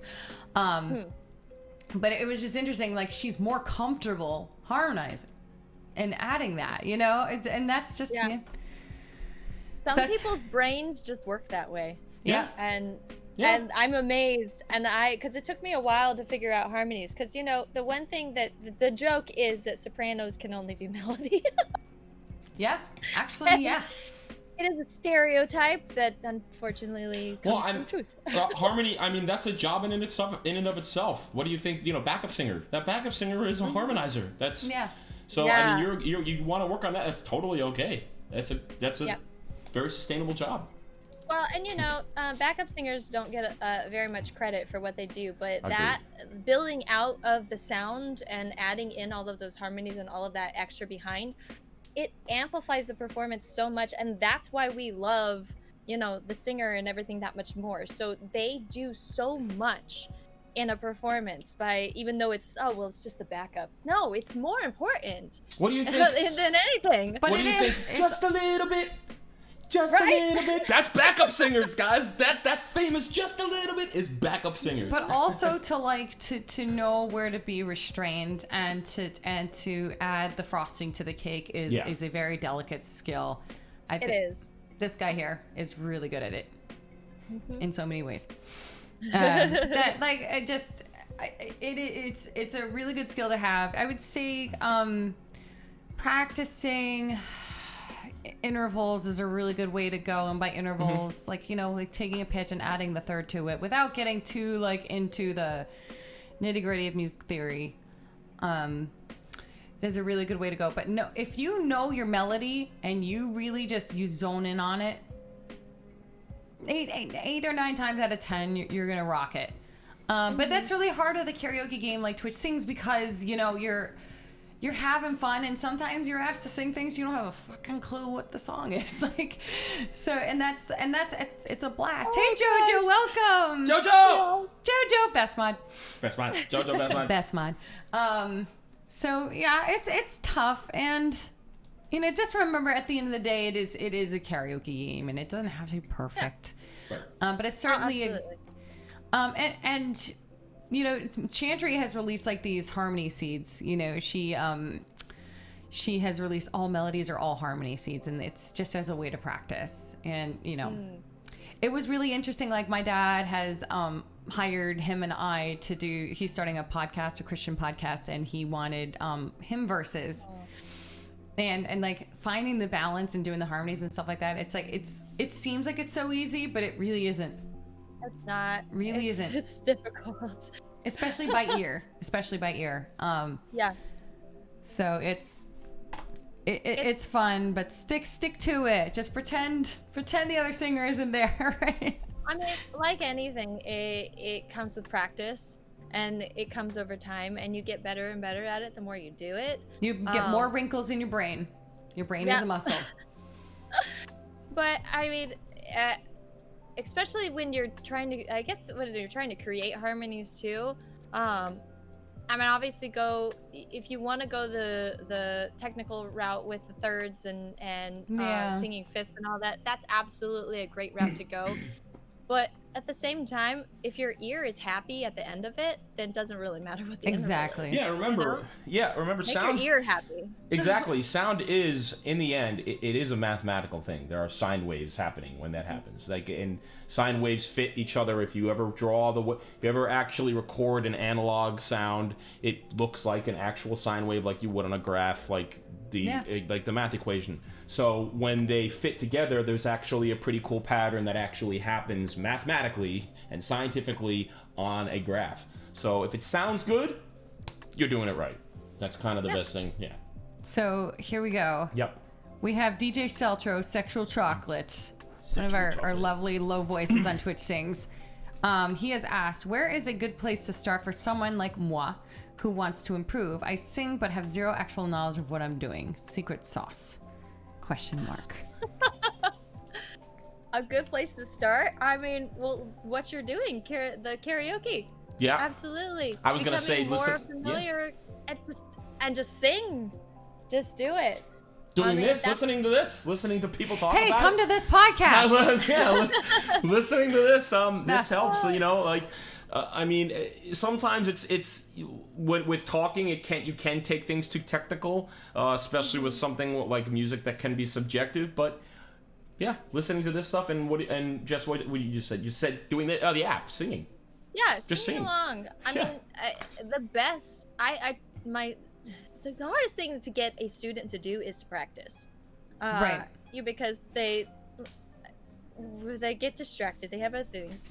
But I remind them, and you know, it's one thing to practice a musical instrument. Yes, I understand with piano, with guitar, you got to sit down and actually play it and take the time away. But you know what? With singing, you can be taking a shower and you can be practicing. Right. You can be, you know, driving in the car and you can be practicing. There is no excuse for you not to be walking around the grocery store and singing at the top of your lungs. You can Heck yeah. do that. I do Have that. you seen that YouTube video of that guy who like Wait, are you talking about the little boy with the hat?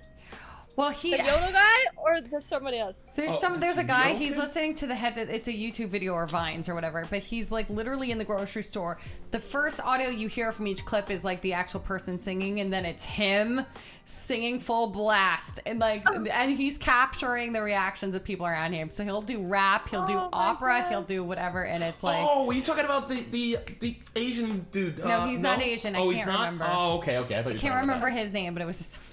You just made me think of that. I've just seen the little boy, the yodel Yodeling boy, one. Yodel boy from Walmart, the one who's So cute. yeah. Oh my god. I can give you something that you should. Well, okay. So obviously, I would say listening to singers, is definitely listening to good singers is a great way to do it. And when I say good singers, guys, I don't mean listening to. Well, actually, that's a joke. I know. I would say me. I'm included. I mean listening to technically savvy, doing the correct technical singing. Because sometimes I don't do the correct technical that you're supposed to start off learning on how to do it. Like if I'm doing bodies, you shouldn't be learning how to do that. Right now. But when I say that, like, I say listen to other people sing very loosely, because what you don't want to do, and you've said this on the show before, you do not want to model someone else's singing. You want to sing your own way. Now, technically, you want to do what they're doing as a general statement. Like, you want to be able to open your throat. You want to breathe correctly. You want to, keep your tongue down. You want, you know what I'm saying? You want to do all the technical things correctly. But you don't want to try to sound like if you're listening to Freddie, do not try to emulate him. You know, you don't want to mimic. Yeah, you don't want to mimic. You want to do your own thing. So there's two problems with that. First of all, you will never sound like Freddie, and the audience will be like, well, he's just trying to sound like Freddie. Right. It's noticeable. And then the second thing is you want your technique to be your own. Yeah. Because if they wanted to listen to the Freddie Mercury version of Somebody to Love and they're on your Twitch sings, they would just turn off your Twitch sings and go listen to it. Right. You know, they show, this is stream advice. They show up to see you, right? Now who you could sound like, and unless you're an impersonator, that's a different discussion. Yeah. Well, that's a whole different, that's another realm. And they're coming to actually see that. Be an impersonator. But they're still coming to see your impersonation. Yep. Right. So always, I would say practicing your breathing, and And the breathing exercise, like laying on the ground and feeling your rib cage expand. These are just like very quick things that will make a big difference. And when you go to sing with like an open throat, what I mean by an open throat is like there's a palate in the back of your throat, the soft palate. When you go to yawn, it raises, and now everybody's yawning. This is contagious. But these are big. These are two really. They're basic but difficult things that you always have to be mindful of, and you have to practice every day. Stelter's like, damn it. Yeah, yawning is something, and the thing is, what's great is when you do that for years, when you train that way, and I keep telling her this too, because she's always so focused on making sure she's being technically sound. Your body's going to train to do that, no matter what, when you start singing. After years and years of practice, your body's just going to do it naturally, and you're going to have that technique down. So your throat is going to, when you start singing and you start taking lessons, yeah, you're not going to be used to it. You're getting used to the muscle memory of doing something new. But once you have that down, sure, you can try to stray away from it, but you will have that technicality down after years of training. So, Seltzer, to answer your question, like that's something like, you start with the basics, you keep your throat open, like I said, you listen to somebody doing the things, and you do those breathing techniques, and you just start really, it's like working it's literally working a muscle. You're working a muscle. It's how to start working the muscle. What do you think, Jess? I completely agree. Muscle memory is basically what singing is when it comes to the technical side of it. So the more that you practice those technicalities, then the more that you're going to be able to do them without thinking. In the beginning, you have to think about it all the time. It's that constant play in the back of your brain. Am I standing up straight? Is my chest lifted? Am I breathing all the way down into? Am I using my diaphragm? Am I supporting my sound for these high notes? Oh my gosh! Ah! Right. And then after a while, your body wants to go there. You go to start to sing, and you just immediately go there because it's subconsciously it's back to the muscle memory. Yeah, you don't even know that you're doing it. And then the hard thing is to then break outside of that. All of that technical aspect of it, if you do need to do something that is completely like bodies, right? Right. Yeah, which it's there. It's in music, and it's I think it all comes down to healthy singing for me. If you are being healthy about creating sound, then I will be happy, because no matter what style you sing in, whether you're singing in pop or classical, if you're doing it in a healthy way where you're not damaging your body, then I am happy at the end of the day. Yes, there are certain things about every single genre that we like to hear. Every genre has its own unique sounds, and you want to kind of train your voice to go to those sounds depending on what genre you're doing. But if you're healthy, then okay, I will accept it. For sure. And I had the unfortunate I had an unfortunate run-in with an individual in a Liddy stream the other day who was I have to say this, there's no one perfect amazing technique, and you have to kind of like, I'm going to also say this, this is stream etiquette. If you are entering a stream, you should not be giving any advice to that singer. It's much like attending a performance. You would not walk up to that singer afterwards and say, well, you could have opened your throat a little more, and this person was trying to convince me that like, you should not be growling at all.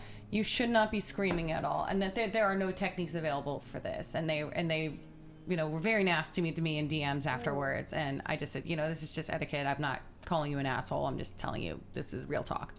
You should not do that. But anyway, that was a day. Kaicho remembers. Kaicho was there. Yep. Kaicho was there.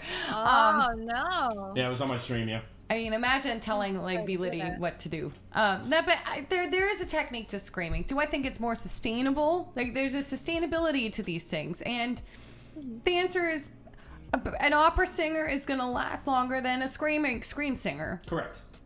That's is not true. debatable. That is not up for debate. That's probably a fact.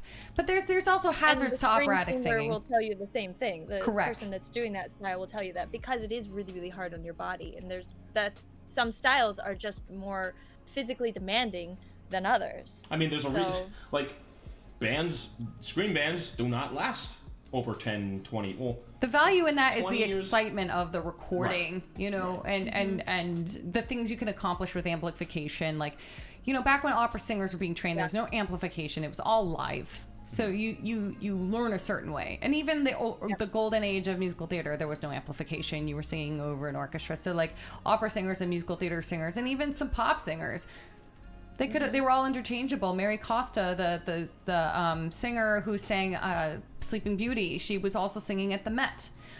So amplification changed this, and there was new sounds coming out with, you know, because you're able to do things and record it and capture it in time.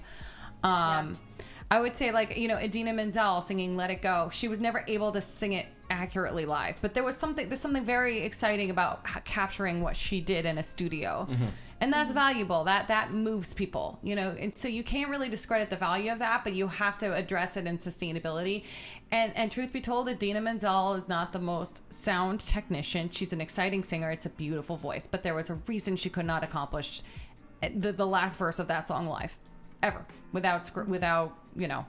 So you have to take that into account. You also have to take into account someone is here once a week. Liddy is here once a week doing what he's doing. Most of us are not, you know, doing it day in, day out. You know, that is also very hard in the voice. There's also hazards to operatic singing. There's hazards to singing on Twitch sings. Oh, even if you were to be an opera singer. You know, I've mentioned him last week. Cheryl Milnes is a baritone, and he was probably maybe not the most perfect technically, but I mean, he had a successful career, and just from overuse, not even singing incorrectly, overuse, he busted a capillary on the underside of his vocal folds, and it dramatically changed his voice. So there are hazards in every kind of singing, and we have to be supportive of one another, and, you know, don't give the feedback unless you're asked for it. You know, I kind of wanted off there. What? I feel like Twitch Sings is definitely not a community that, or a standing place that you do go in and give. It's not like you're not supposed. Like it's just. I mean, it's karaoke. It's karaoke, first of all. Yeah. Like, right? You're there first for of fun. all. Hey, Patty Bear, what's going on? It doesn't quite make sense, but you know, I mean, it's like any stream. I feel like on Twitch, even if you go into a gamer stream, it's like them. So you're holding your remote wrong. Yeah, right. Like what Shoot the hell? Shoot faster! Like can you imagine? Stop. Yeah. Stop. That's a really good point. Like, can you imagine going to somebody's stream Unless playing it's PUBG? tagged. Yeah. Like, Unless it's tagged for backseat gaming, just don't do it. yeah. Like what the hell? no, back seat singing. Singing is what we called it. Singing, right? Yeah, please don't Yes. backseat sing. Backseat sing became whatever. We're Yeah. all here to have fun, and you know, and Jess and I and Liddy, you know, Liddy is stepping in here graciously at the very last hour because, you know, Mellow Mermaid was very ill today. We're not here to be malicious. We're not here to push our ideals on you. We're just here to deliver information, and then you can say, well, I don't fucking like that. Screw you, and then run along your merry way in the Twitch universe, and it's fine. But nothing is ever meant maliciously. Nothing is ever, you know, like you're wrong or you're bad. So. Well, because here's the great thing about music. It's opinion based. What you Right. like and what you think is the best is all based on your own opinion and what your brain says, yes, I like, my ears appreciate this sound. Not everybody's the same. That's why Correct. there's so many different styles and so many different types of singers out there. Right. So, you know, you gotta find what music speaks to you, and there's absolutely nothing wrong with that if what you like is different than what I like. Well, I'll Right. give you an interesting comment. Like you know, I'm an operatic singer, right? Musical theater, legit musical theater singer. But I am such a sucker for a growl, a really good growl, like a Chris Stapleton. Which is kind of funny you say that. There are a lot of, I think, I for some reason, I keep thinking this, I might be wrong, but Jonathan Davis from Korn, I believe, studied opera.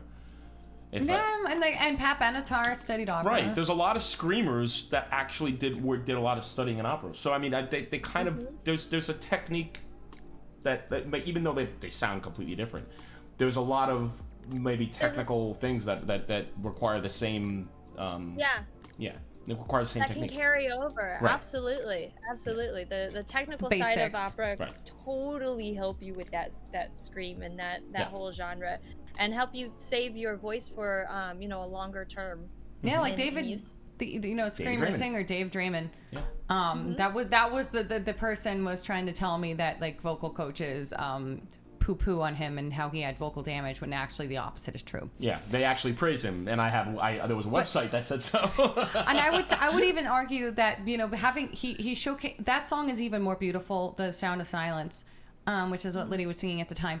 It's even more beautiful because Draymond is able to present a core of the voice, a calm in the voice, a beautiful sound, like just clean, and then really like I feel like it gets desensitized when you hear the scream all the time, and it's not as impressive, but it becomes so much more in the song and the journey of the song. Yeah. So you're gonna get back to drawing. Well, thank you so much for stopping by, Murdering Panda. See, I feel like learning opera and studying it is the same as being a dancer and studying ballet, because it really is useful in the long run for the additional technique. Well, yeah, you get your language and your tools.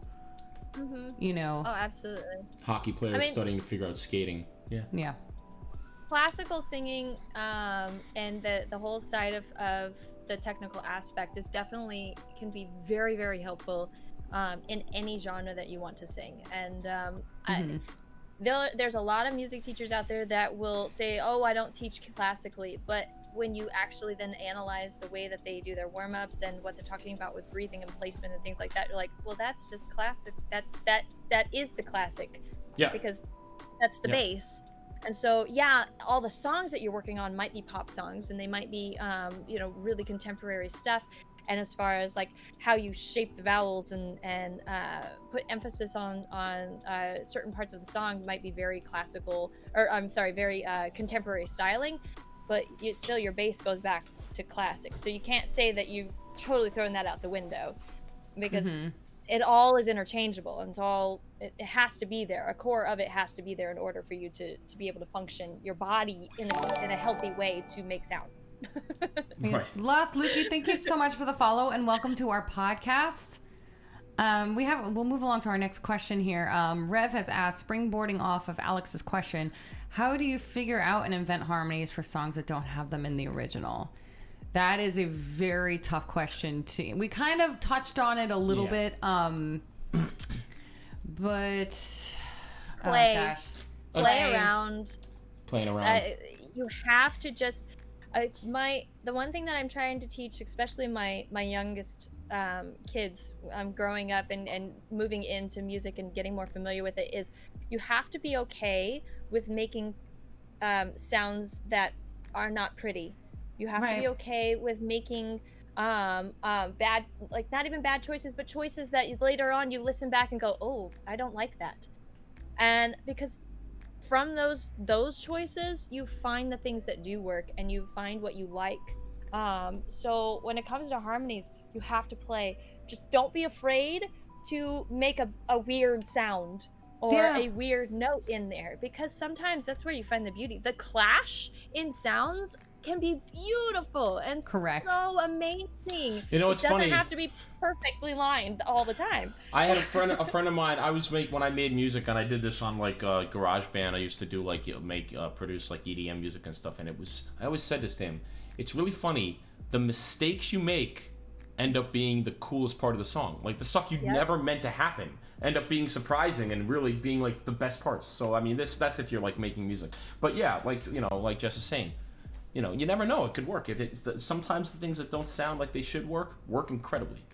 And sometimes, like, even, like, not to say that, like, playing around and having a disaster is, like, you may not get to your end result, but, like, particularly in your stream, some people like those candid moments and, like, you're like, oh, what the hell was the melody there? And I say that all the time. All the time. But definitely playing around and listening to streamers who know how to harmonize and kind of getting your ear wrapped around it. And you could even ask for, like, I'm willing to listen to a song and maybe sing some harmonies for you, reach out to the community. The community into which sings is very generous and very, and not even just like financially, but like of their time, and everybody is generous with their positivity and is very supportive. So, Absolutely. Those would be some good places to start. Grevy has asked, how do I break out of the bonds of melody? I sing what I hear in my head without thinking and cannot break out of it to do harmony. I hear something and it just comes back the same no matter how hard I try to harmonize. It's the same thing. Yeah. You just play. It's repeated, but repeated attempts. If you're doing a song, it's learning. It's reading music, learning. On a piano, like saying, if I'm gonna be doing a song that's starting on a C, maybe I start on the E and do every single third. You can go, if you start on a piano and you go up the scale, the C major scale, and just go to the next note on the right every single step, you will hit a perfect third scale. You know what I'm saying? It's really hard to answer that kind of question, and because it's kind of it becomes very, like, here I go again. It becomes whatever your music ability in your head is thinking. You know what I'm saying? It becomes the music ability is trainable, but the people for whom it is natural, it's hard for them to explain a process. Yeah. And you play piano, guitar, you could not do it with those either. But in piano, like, I think piano is probably the easiest way to, because you can play two notes at the same time and you can really look at the keys, and there's like a visual there, like, because it translates to the page much better than like a guitar would, in my opinion. But you can play C and E and then C and G. C, E, and G. Yeah, piano is the greatest bass instrument to start with, because every instrument, so for instance, piano, brass, their C is a B flat on the piano. Yeah. So it's very strange. So piano is the actual... Emily! Oh my gosh. Oh, wow. Welcome, sweetie. How's it going? Were you Emily. singing today? Have you made it home yet? Have you made it to your destination? Raiders, welcome. You've entered the Princess Pashley Castle, and we are podcasting. So take out your notepad and take some notes. Talking about technique. But Emily, thank you. That's so super generous of you. Thank you for bringing your community over here, and I hope y'all stick around if you'd like to hear about vocal technique. And we've been talking about harmonies and teaching. It's Victor Ryan. Thank you so much for the follow. We are here with MusicallyMsJ. She's gonna wave at us. And over here. And my loveliest boyfriend and cohabitant for the past COVID pandemic. My pandemic cohabitant. B. Liddy.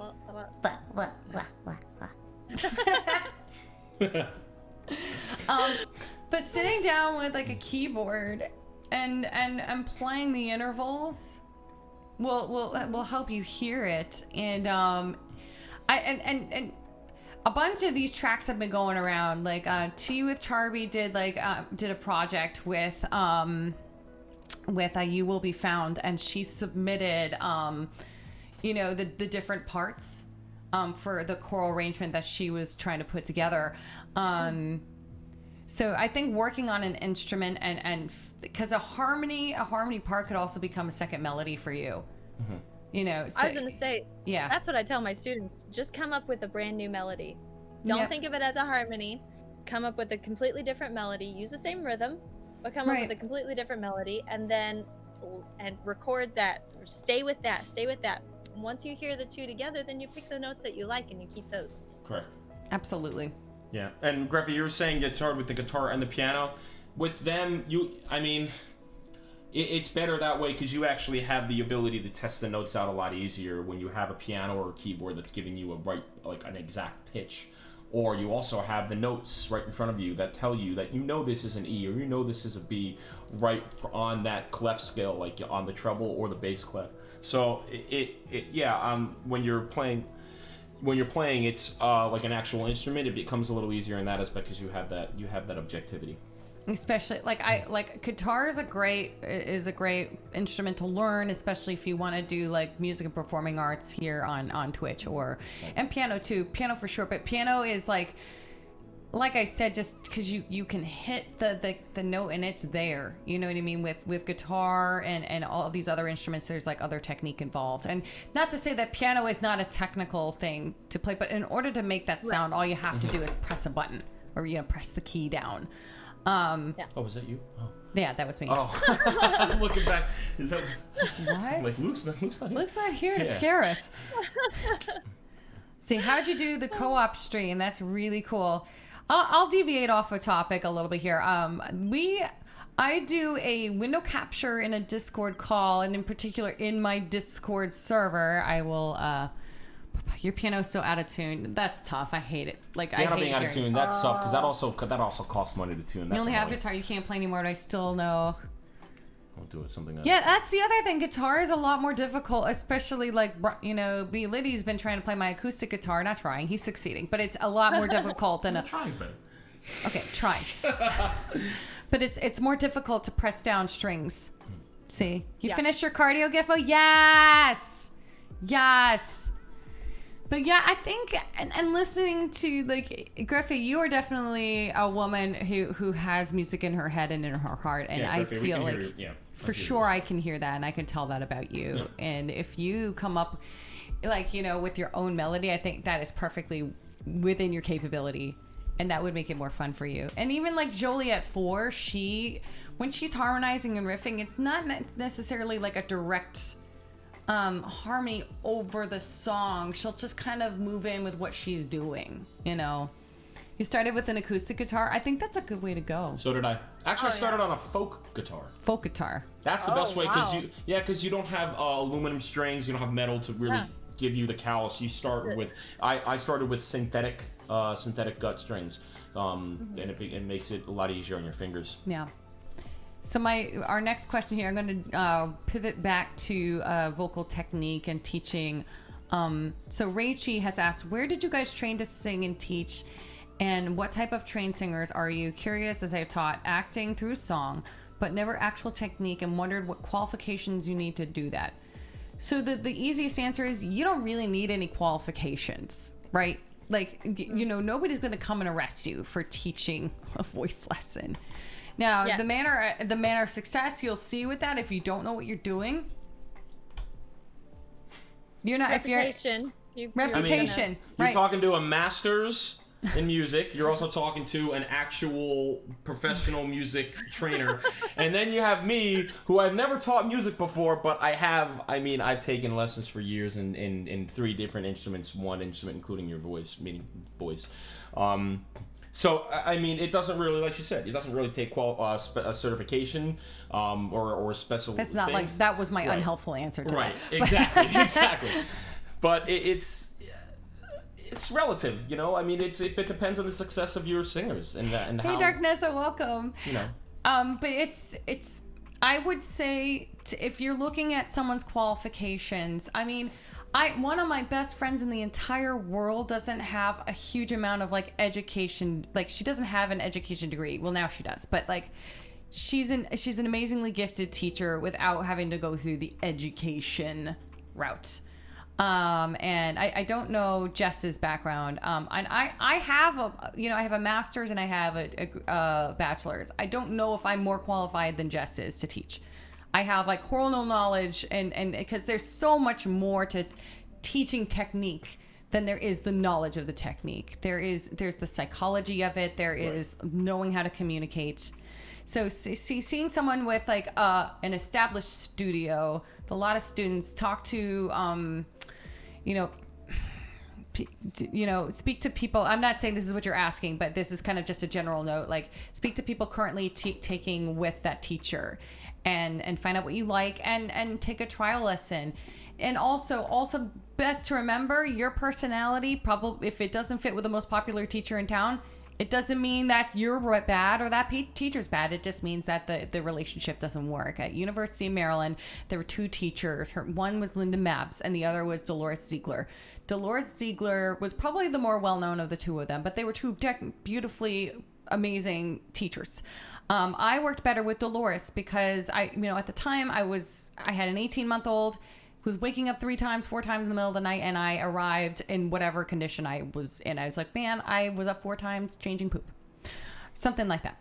So everybody's life situation is different. Now, Linda Mabs was amazing, but she was very aggressive, and there was something about the way she taught that mentally for me wasn't working. There was another teacher named Gran Wilson. He used to speak in monologues.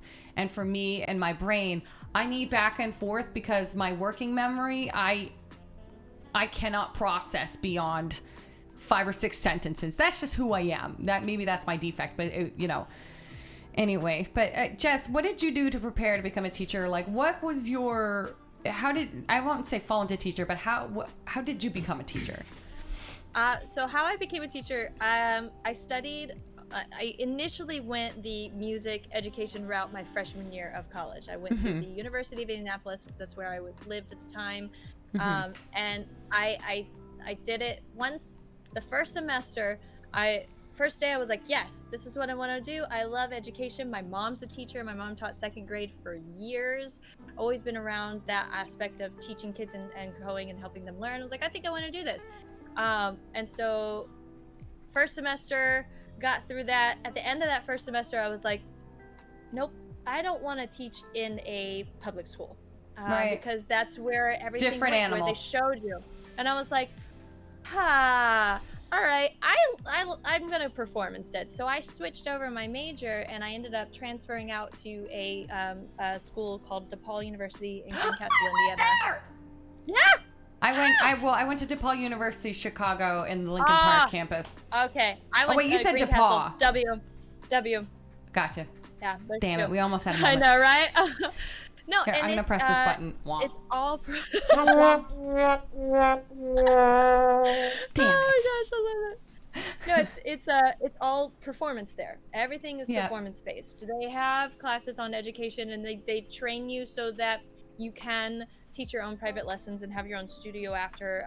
So you take a lot of classes on techniques and vocal health and all of that. But Right. I got my bachelor's in music performance with a primary focus in opera and musical theater. And so after that, I needed to pay bills, and so I took on a few private lessons and everything, and then we ended up moving out to Los Angeles, and I just went the actor's route at first. I was like, I'm just gonna do the acting thing. And then it got to the point where, I have bills still. I need to pay. I don't know anybody. And I met somebody through a church that I was singing at. I joined the choir. I sang there a lot. And he asked me, he says, well, do you have any, have you ever taught at all? I'm like, well, yeah, that's what I did before I moved out here. We moved, and it's really hard once you move because you can't take your studio with you and your network and all that. So I'm starting fresh. He's like, oh, well, I'm doing this summer camp, and I'd love to have you come in and be a music assistant for the summer camp. You do great in choir. You're really knowledgeable with, music, and you work well with everybody here. I think you'd be great. And so I helped him out, and it was he and another lady out here that they fell in love with me, and I've been teaching at both of their studios ever since. And he came to me and said, okay, I would like for you to work at my school and have your own studio there. I will do the promotion. I will, because the school handles all of that, the scheduling and everything. And all you got to do is come up and teach. He goes, and I guarantee you after a year when people take lessons with you and they see who you are and how you teach, that you're going to have a full studio. And sure enough, 6 days a week. And then the rest of is history? And the rest is history. Yeah. So that, but you do it privately, right? You said private lessons, or you actually do work at this? Okay. Private lessons. She's staffed at a music school that handles the billing and the scheduling. Oh, kind of like you. Okay. Kind of like what I was doing. Yeah, gotcha. I have Is that the right link? Is that link not working? Nope. Okay, so I'll put post. I tried to trim that link. Let me just refresh this page. Okay, so I'll just put I hate putting the Google refer HTML of the link into chat because it's enormous. Yeah, let's try again. Sorry, that's the enormous link. Oh, it didn't even get the whole. That worked. Okay. Yep, good. that one works. Good. Okay, so that is the enormous link because I googled the book that I have. I was gonna get up and look for it, but the private studio handbook right there. That is when I went to University of Maryland and I was obligated to take the pedagogy. That was the textbook that we used. That is a really, really good book. Yeah, Holy Link Batman. Should I send that to Tiny to trim up? Let me send that through the wash with Tiny.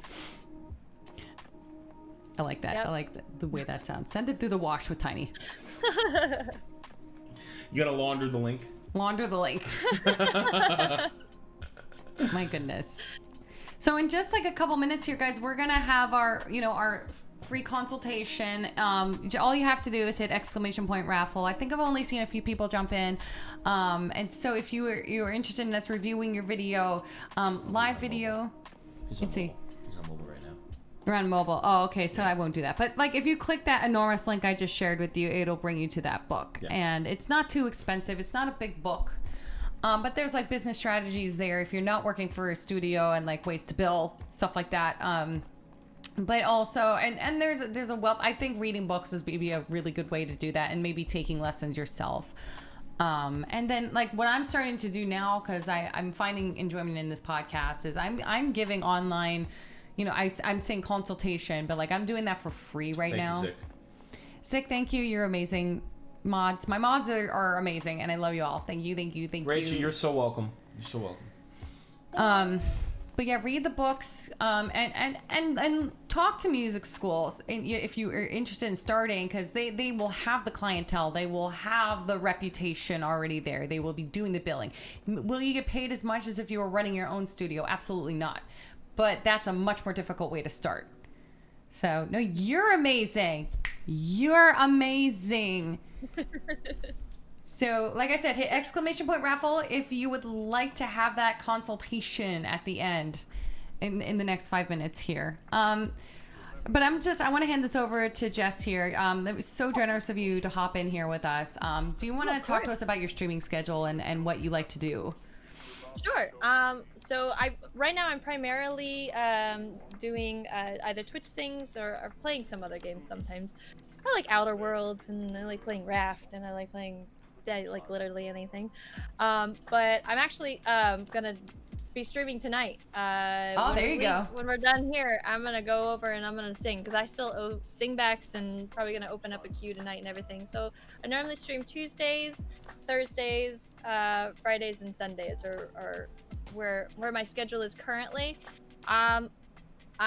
It might change, because I call it my lockdown schedule, because what is that? What is a schedule during lockdown, right? Like you don't stay up till 3 a.m. Well, and 1 week I have these things to do, and then the next week things change, and so you have to adjust and whatnot. So, and I am going to be teaching probably doing a summer camp through the studio that I teach at. We're going to try to offer some extra things for kids this year, because they've been home for so long. We want to give them some more, give some parents some relief from all that. So we'll probably be doing that, which means I'll have to change my streaming schedule again. Let me give you a shout out and channel. But I mean, obviously, Musically. But obviously, like that happens. Like this is my lockdown schedule too. I moved to an earlier time because I don't have to pick up a child at 4 p.m. right now. Mm-hmm. Yeah, and that's what you do, right? I don't know when we'll be back on a normal school schedule with him. We'll see. But yeah, keeping up that communication. Like, I mean, people love you. You're amazing. So you could basically go live, and people will gravitate towards you because you are so knowledgeable. You're so talented. So what else was I going to ask you? So your background is primarily in opera, right? Or am I incorrect? Because you said you sing Queen of the Night, so you're not fucking around. I did that role in college. We played. We had that opera in college, and that was I got cast in it. I was so excited, and so I learned it. I learned it in English and I learned it in German, so I can sing both versions. Which it's the same exact thing. It's just whether which words you're gonna say. But, which language do you find is more challenging to sing in? I love singing in other languages. I hate singing in English. Like I don't hate it, but like it's difficult. It depends on the genre. When we're talking about opera, English is just horrible to sing in. Correct. It has the weirdest vowels. I don't find it very comfortable when I hear it in English. Is that a thing? It works. Like it depends on what, if you're listening to Porgy and Bess, it works. Porgy and Bess, yeah. So Porgy and Bess, it works. For example, the aria. Summertime. Yeah. Now hearing translations of English of German and Italian operas, not so much, because like the music fits in. Like if the composer was a really good composer, like a Puccini or whoever, like the music matches the inflection of the of the language. And by the way, absolutely. if you're all thinking that you're all what fans? Oh my God, the Scarbo. Oh wow. Brain fart. What brain Fire fart? up, fire up, brain, fire. Come on! I can't think of it. They Go, do go. the Big song brain. Date Rape. They do the Big song. You can do it. You can do it. You got Somebody this. help me in chat. Anyway, there's a song that they do in which they sing "Summertime and the Living's Easy." That's not. Thank you, Sublime. That is not the song she's referring to. That is they actually But took it from that opera. they stole it from that opera. Correct. They stole it from that opera. Thank you. That was supposed to be a quick thought, and that ended up being something annoying. I'm sorry. I could have a whole yeah. discussion about like opera history and Right. Because that's what my there's a- major's in. I find that amusing when I have a kid come in and they sing a little musical know, right? line that a current pop artist has stolen from either musical or another place in history of time and everything, and they're like, oh look, this is really cool, that's so unique. I'm like, no, that's that's been around for quite a while. And they're Long like, no, time, it's not, they invented it. I'm like, oh, bless your heart. That's where I give that look. First time you heard Summertime was Ella Fitzgerald. So Porgy and Bess is the opera, and George Gershwin is the composer. And there are heavy jazz influences in that opera, obviously. But it translates very well down the octave in Ella's key. So that's why that song translates so well, period, because there's this fusion. And like Gershwin wrote so many, there's the Rhapsody. There was jazz all throughout any of his compositions, and he was very prolific. You think you know. Good talk. I love that one. Best use of that good talk emote the entire podcast. Can I get a cheer? For Not a Fan. Not a fan wins the award. Yes, guys, again, raffle. Last if you want that. minute raffle entries, because we're about to roll into some feedback here. If you would like feedback on something you've sung on Twitch Sings, we would love to help you out with it. And I have 2 entries. I have 2 entries right now. Ooh, You love 50-50 Rhapsody and Blue. shot. There you go, Shug. Shug Bay. Anybody else? Anybody else? Anybody for the raffle? Anybody for the raffle? Drum roll. That's my Why the heck John not? There you Jocelyn, go. There you Oh, go. now Revelos, everybody's there you going. go. Dalio, there you It go. costs nothing to join the raffle. Literally nothing. I do not put subscriber boundaries or bit donations. It's literally just for the fun of it. Griffia, there you go. Or ban. I do not ban you for not joining. God, and again, this is not like a criticism. That, I mean, by technical terms, it kind of is, but we're not going to be looking at your duet and going, "This sounds terrible." Okay, we're This not. is not that kind of never. This is never that kind of thing. We're here to Yes. help. That's what it is. Please But- do not be afraid to show yourself. I do ask that if you are looking for feedback, that it not be an avatar seed, because you are crippling us in our ability to give you feedback when we cannot see you. So if Bleeper, that's cool. yeah, there you go. Miles Davis, whole Porgy and Bess album, music is the best. Yes, Yeah, Miles absolutely. Davis, one of the most important musicians of our generation. Yep. Absolutely. Yep.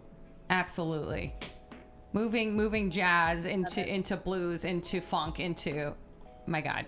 Yeah.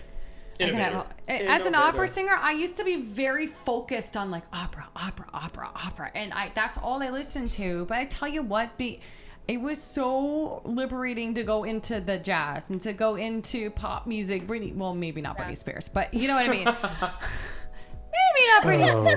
Oh, yeah. Hey, she's fun. She's an entertainer. Happy, thank you so much for She's an donating entertainer. $10. Let's see. Oh my God, sensational. Just saying thank you, Princess Pashley and B. Liddy, your podcast. Oh gosh, I just lost it. Oh, I there lost it the is. Right track. there. It's right there. It's right there. Okay, just saying thank you, Princess Pashley, B. Liddy. Your podcasts are always so informative. Really appreciate you all. Awesome interview. Take care. No, not asking. I need more. It's not giving me. But you can replay it. You could just replay it. JPS King Swifty, thank you so much for the follow and welcome to our weekly podcast. We're here with MusicallyMsJ. I'm gonna repeat the alert. Repeat. No. Oh, There it goes. yeah. Not asking for feedback. Gotcha. There you go, No, but absolutely. it's definitely appreciated. Thank you guys. And any support you give to this channel, whether you subscribe to me, donate, or give bits, it always goes back into the channel and into the community. Yeah, And so this thank you, is, Sensational. Yeah. and I just wow. Oh, you did it twice. That was twice. Get it twice. You did it twice.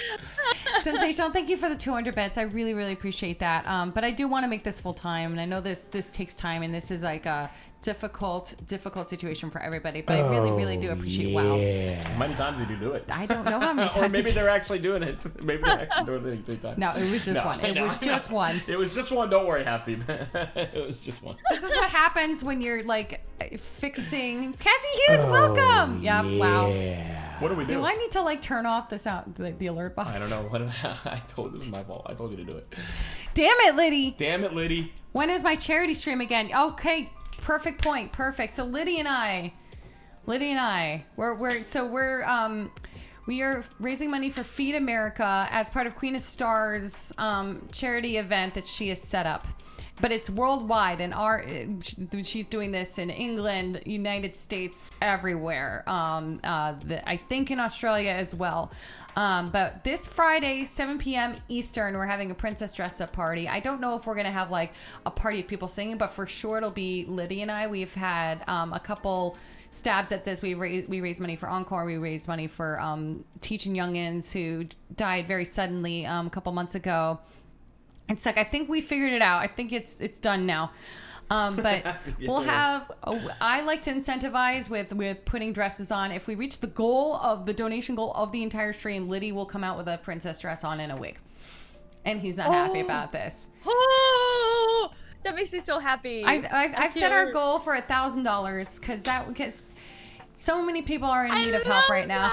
Yeah, he's a very pretty lady. If you've ever seen him in the snap cam, he's very pretty. I want to see it. Well, if you would like to see it, but Friday at 7 p.m. Donate. But then also we're gonna follow it up on Monday. We're in a second time slot. We'll see what's going on. But you know, we just have so much fun with the wigs and dressing up, and that was not sexual. Okay, just relax, guys. All right, so we're gonna close entries. I need a drum roll, guys. And it's gonna tell you in chat who the winner is. Rachie H. Rachie! Yes! Yay, Rachie! Let's get this. Rachie! Cheer. Rachie! So we're gonna go to this scene, and we're gonna mute this lovely channel that Mellow Mermaid recommended to me. And then I need to pull up Twitch things. Everything is a careful dance. A very careful dance. Because if I minimize Discord, then the videos freeze, and then it's just not good. Oh dear. No, ma'am. You're laughing so much. What are you laughing about? What are you laughing about? Richie H, do you have a solo you'd like us to play? This is a window crop of Twitch things, by the way. This is cropped to show just the video and nothing else. I'm so happy. I love Rachie H. I love her too. She's so great. She's so good. Right? Oh my gosh. Have you guys seen the wig with the lashes though yet? Yes. Oh, I did. Beautiful.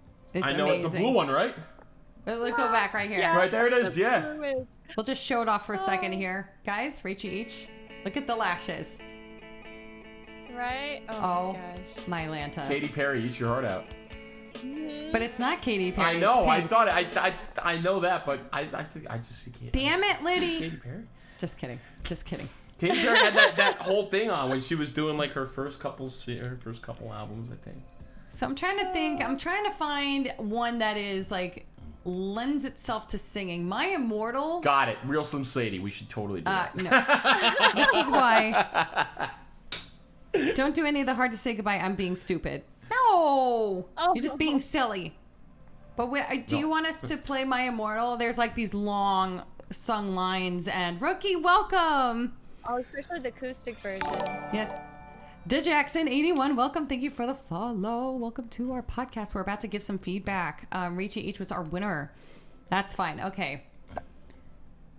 Right. Here we go. We go. We listen. We like you listen. Me to Sunday morning in a minute.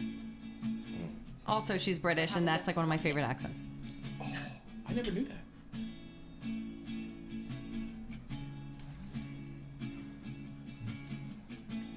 I'm so tired of being here, suppressed by all my childish fears. And if you have to leave, sing like a clucking chicken. I wish that you would just leave your. I can't cluck like a chicken. Tally Master, welcome. Thank you so much for the follow.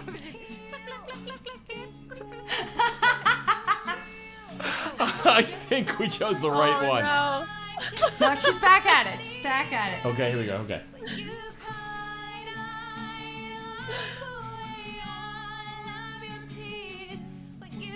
No, don't you apologize.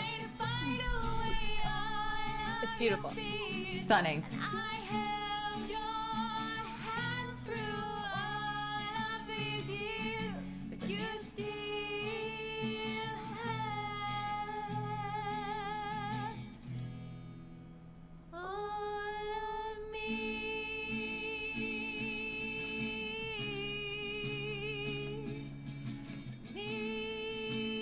Yeah, the only evaluation will be is whether that challenge was successfully executed.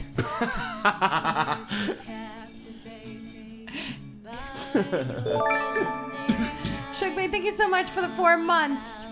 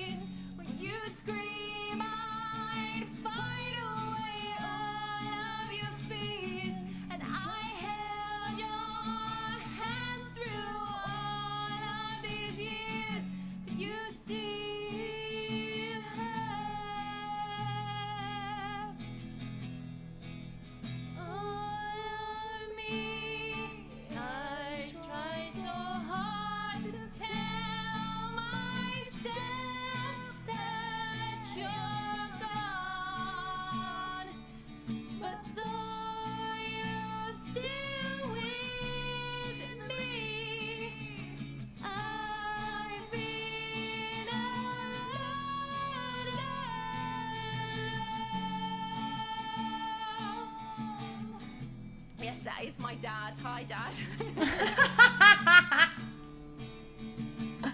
Popped in. Say hello. You cried, I wipe away all of your tears. When you scream, I fight away all of your fears. And I held your hand through all of these years. But you still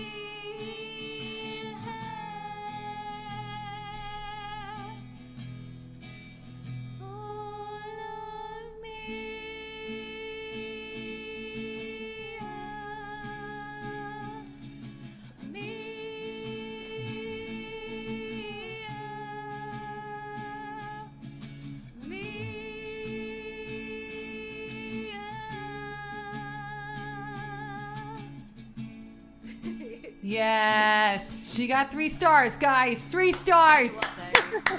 Yes. So much my dad would want to be wary of his Oh man. But yeah, both of them. Oh, that was Beautiful. amazing. So, Jess, would you like to start off? Sure. All right, Rachie. Okay, Rachie, I love you. First off, and you're like one of my favorite human beings. Okay. So I thought you did a great job. From a technical standpoint, I know that you. I've heard because Rachie has some original stuff too, and Oh, wow. I've heard that too. Okay. And I know how amazing that is. So you really know So- her voice. Yeah, I've I mean, we're new friends. Don't get me wrong, we are new friends, but I'm very familiar with her. And I think you did a great job. Here's the thing: chair singing is hard. Correct. Chicken singing singing is is quite very hard hard. too. I gotta Chicken say, I don't know how. singing is hard. And when you're trying to chair sing as a chicken, the combination. Right. How? It becomes. I can't even imagine. And now all of a sudden I'm That's hungry for difficult. chicken nuggets. Make it easy later. Make Can it we these just later. say Done. chicken? My gosh, that's hard. Chicken and chair singing. Right? I saw that pop up. I was like, oh man, that's a rough one right there. No, I think your sound is absolutely great. I think as a streamer, it's easy to sit here and forget to support our sound, and then Yeah. we realize it halfway through the song, and all of a sudden we're like, okay, I'm gonna sit up a little bit taller now. And you know, Rachel does a really, really good job on your streams of supporting throughout. Yeah. And then until you get towards the end, and then you just start getting tired, and your Sure. body just wants to relax and everything. Absolutely. So I think that's the one thing that that Rachel, I think that it's hard for all of us is just to remember towards, you know, our end of the day, beginning of the day, any time of the day, to always just lift up from below. Lift up from below to help take the pressure and the strain off of your upper body and having to sing throughout your stream, because you do a really, really great job and with your voice. And I know that you're sometimes can be a little in your own head, so get out of your own head, because a lot of times when I'm watching you stream, I can tell that you're thinking about it too much and you're like, oh my gosh, and No you're judging way. yourself. Yeah, No she way. does. Judges No, I'm herself saying so like, and much. somebody else does that?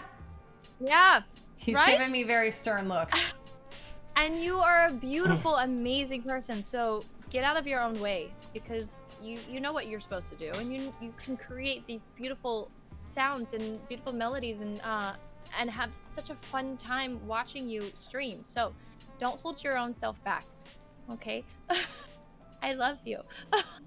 Get out of your own way. Let's move. Well, I was gonna say, like, first of all, like with these, sometimes these little challenges in the middle, like, kind of snap us out of it. So, like, she was doing the chicken, she's like, Yeah. oh my god! But And then you gotta try to jump right back in, and it's like starting Right. from scratch all over. That's But so hard. sometimes, like, being silly and, like, my previous voice teachers, both Dolores Ziegler and Jennifer Cabot, their goal is to get you as much out of your head as, and for me in particular, get you as much out of your head and doing these quick things. And I would say being silly and remembering that silliness is a really good way, because your voice opened up after the chicken moment. So yeah. that's really funny you say that, because like a lot of stuff happened after that chicken moment. So yeah, no, Yep, go and ahead. then I was Dad gonna- came in, and Right. Yeah. But, yeah, go ahead. Okay. So yeah, I was gonna say, like, a lot of stuff happened, and one other thing I noticed was so in the beginning, I noticed you weren't, there was like on some of the longer held notes, you quickly headed to the consonant. But Yeah. after the chicken, you kind of, like, towards the end of the song, I think maybe you either noticed it or you just trying to change it up. You were actually holding out the vowels, and that's something you want to do, like, instead of, like, you know, where it's like, I'm not saying you did this particular one. I forget which exact words you did it on. I think one of the words was all, but I don't remember how that part goes. But, like, for example, when you're saying, like, you know, like, I'm gonna move away from the mic because it's gonna be loud. When you're doing, like, Hold up, we're gonna. when you cried, I, right? So it's, instead of going, when you cried, I, because with a consonant, you're not going to be able to hold the note out. So stick on that I as long as you can. And also stick, if you want to even stick on the ah part of the I as long as you can. So it's, when you cried, I wipe away all of your tears. So it's hold out that, Imagine. hold out. Hold out that vowel the whole way through and don't hit to the consonant. And you actually started doing that towards the end of it. Well, fuck. Okay, guys, I'm out of here. No, but it's generally so. That was something I Even noticed. to kind of dovetail off that, like with the I, You would, it's first of all, you hold on to ah as long as you possibly can. Like that's a really easy thing to just integrate right meow, the Right. next time you go and sing. And you go I, but you close the diphthong. Try to think about closing to an eh as opposed to an e. Just because, and we've had our conversations about, vowel modifications, and I could have a whole freaking podcast about it. But in general, it's closer as far as like the gymnastics your mouth has to do. A is closer to ah. So your sound is going to stay smoother. And it's also not incorrect to say I. You know what I mean? So when you cried, I'd wipe away. So your tongue isn't like going from ah, which is the tongue is very back, and flat. When e, it comes forward. So that by that right alone, talking about vowel and bowel movements. What? Jesus Christ. Listen. Who just said, were you reading something? I That's not was even on reading the- Rev talking about vowel movements. Vowel. Oh, I thought you Going said for bowel and vowel movements. going for bowel. I'm making the joke. There it is. Got it. I said bowel, guys. Okay. She said bowel. She meant the we bathroom learn better. joke. We learn better when we're happy and having a good time. She said the bathroom joke. I just wanted to. I said a bathroom joke to make you all laugh. This is the number one rule. And when you're looking for a teacher, look for someone who's having fun, because it's scientifically proven that if you're happier, if you feel safe, and that you are going to learn better. I've had stressful teachers in my time, and I have learned from them, but not nearly as much. So, and someone who is emotionally regulated. Sometimes bowel movements help too. Sometimes like clenching helps you with your support. You're absolutely right. It's yes. true. Yes. It's true. But the other thing that the Hold chicken it. does, and this is super important for streaming, and in particular in a karaoke, like you show a bit of yourself, and this is what we were talking about before. Like a mistake happens, and then like Yeah. that sometimes can be the most entertaining. I'm not saying the chicken's a mistake. What I'm saying is you see Rachie, she's like, oh my gosh, and then you hear these things like you're talking to your dad. Sure, we can have these like American Idol moments, but I would say streamers such as like Weasel Games and Gloop Dog and Skadoozy, these people can really like connect with your chat.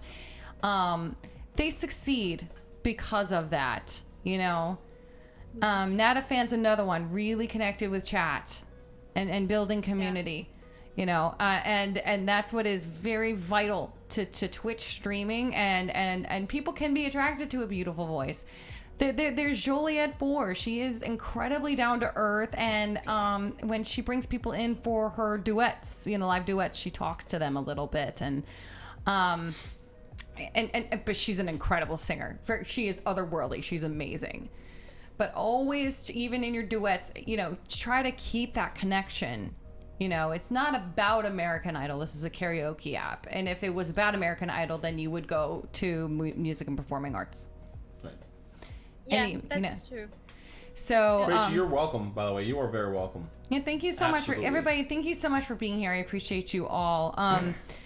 But yeah, and so I think also, I saw I've said this to some people before, the voice is a lot like a brass instrument, and at the end of every brass instrument there is a wide opening, and for us as singers that wide opening is our mouths. So there are times where, and this is very, very nitpicky because this was all in tune. You were very engaged. You're exciting to watch because your eyes are open and you know what you're singing about.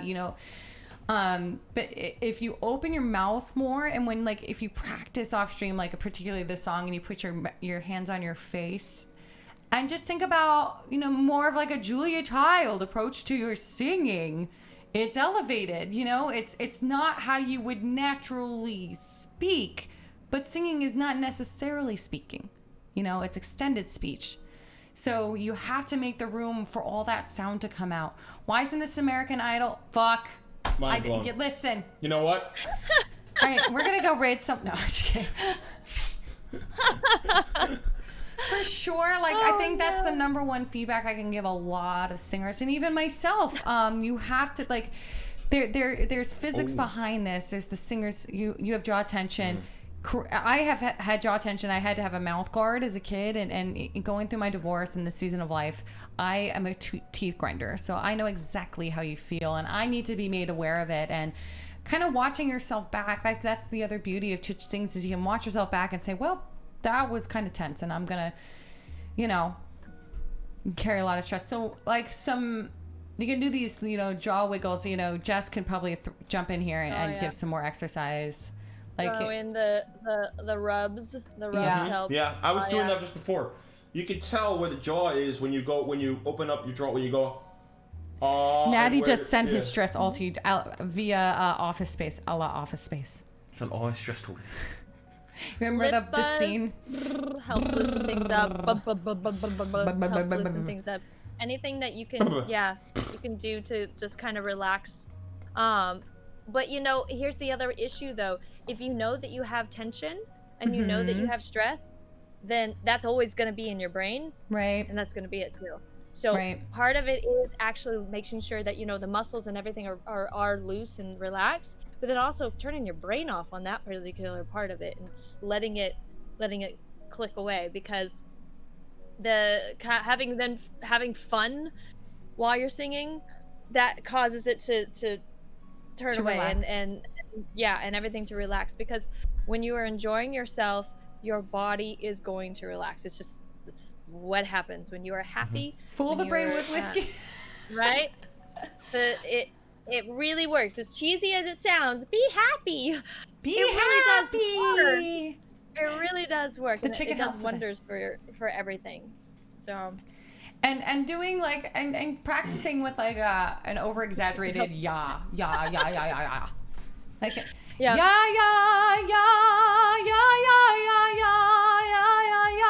and kind of watching yourself in the camera, in the mirror. You'll always see it. You're unaware of it until you see it. So that stuff all helps. But I love your voice. It also, our ears lie to us. Correct. Because our brain tells us the sounds that we've been making for so long are the correct sounds. That when you go in, you have somebody tell you to do something different, initially your brain is saying, no, this is wrong. And that's, as a teacher, that's what we struggle as, is trying to convince your student, like, I know, this is exactly how you're used to it, and that's great, but let's try it this way and see if it helps at all. And if it doesn't, we'll try something else. We'll go down this path instead. And so trusting that the people around you is a big thing, and not trusting your ears. Don't listen to your ears, because sometimes they lie.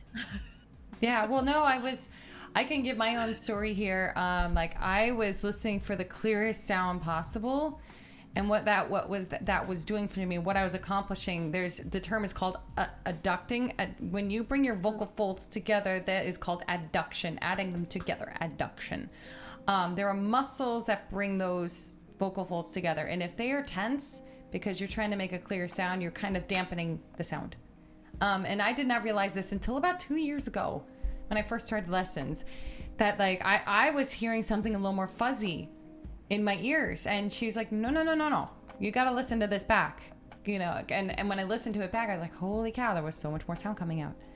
So in singing is so much about the feeling of it, being happy, and just trusting what you're saying and what you're doing, so I don't know. You have to go for the feeling for your body too, and that's why muscle memory comes into play.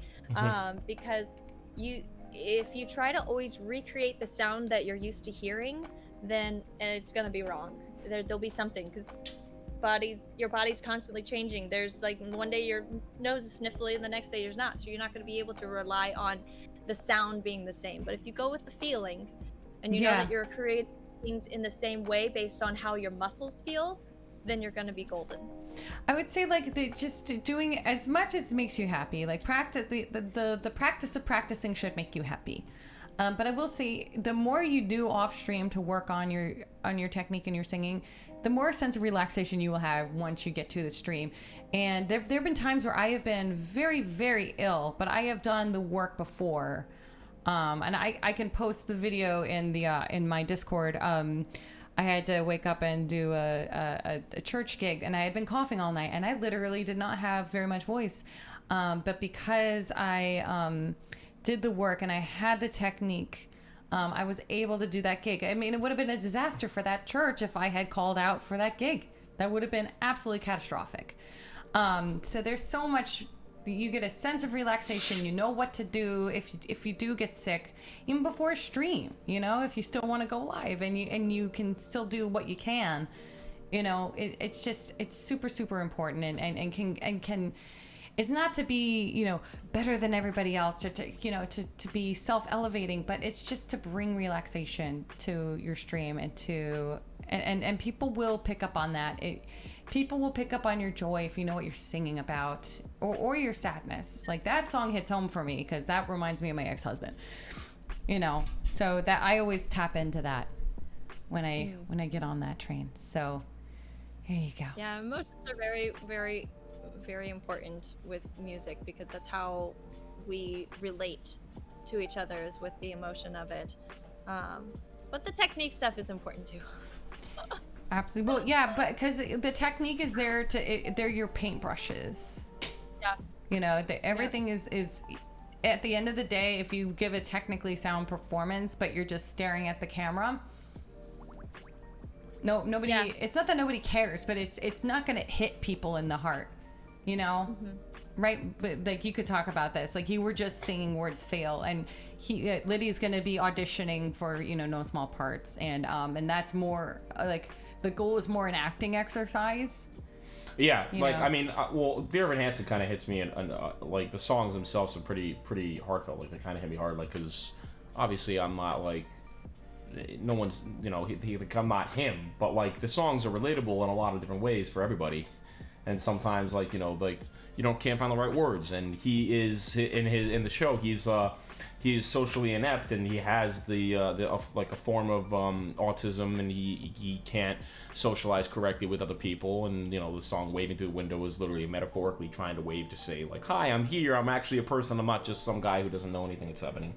But the point is, like, it hits home. Like, and that's kind of what I mean. This is sort of like an acting lesson now, but that's kind of what you use, like to be.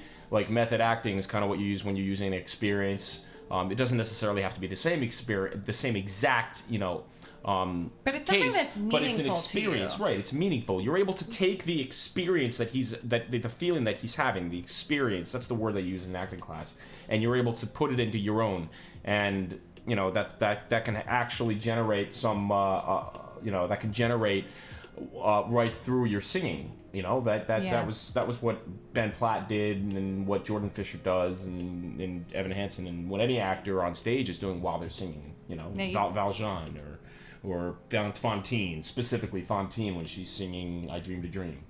Yeah. Oh yeah. Because music is kind of the elevation of the moment. In opera, like depending on what opera you see, like you stop for an aria because there's some.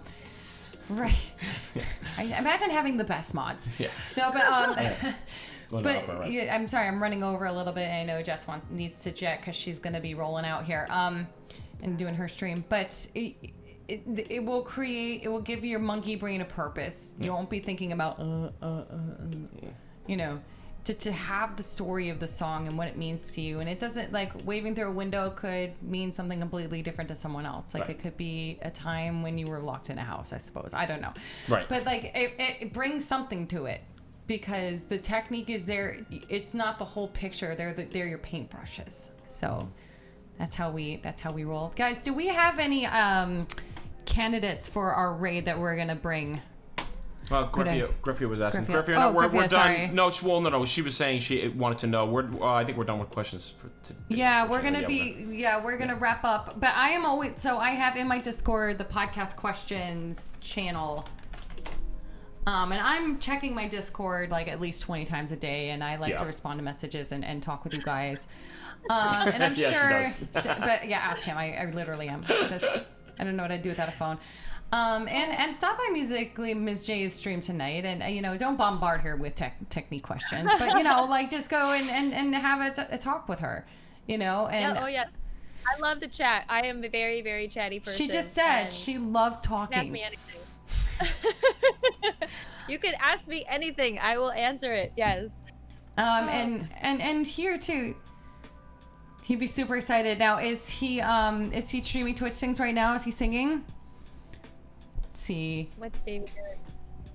So let me go to my dashboard here. Dashboard. We're gonna do a poll because we're gonna leave it to chat. Thank you. Yeah, the allergies are out in force right now. Oh, yes, they are. Who we Raiden? Gesundheit. It's wrestling. Wait, you can wrestle on stream? No, so he has because I've watched it. It's really, really funny. So he takes characters from different genres and he computer programs them, and they wrestle on like through like a game mode. And then they gets the winner, creates tiers, and then you get a champion for each genre. So there was like Disney characters. Oh my God. The Disney characters wrestle each other down, right? And then 80s action heroes. It's absolutely hilarious. That's so creative. I love. Okay, so we're gonna run the poll here. You chat is gonna vote where we go, where we bring the party. So there's the poll. Go ahead and vote. We have Geeky Girl Gaming, Becca, Bluebirds Fly, and Davidi4. But I love it. I love seeing content creators who do new things. You know what I really love? I love watching the freestyle rappers who will just God, so not cool. only freestyle, but then pull from chat and put it in. You know, there's Insomniac Rap. Insomniac Rap is one of those. There's someone else we saw the other day. He was on Party Till Die. Party Till You Die. Oh, Bjorn Majestic. Is that it? Yes. Okay. I think that's it. That shit's amazing. Lincoln versus Gandhi. What? Lincoln versus Gandhi? What? That's so cool.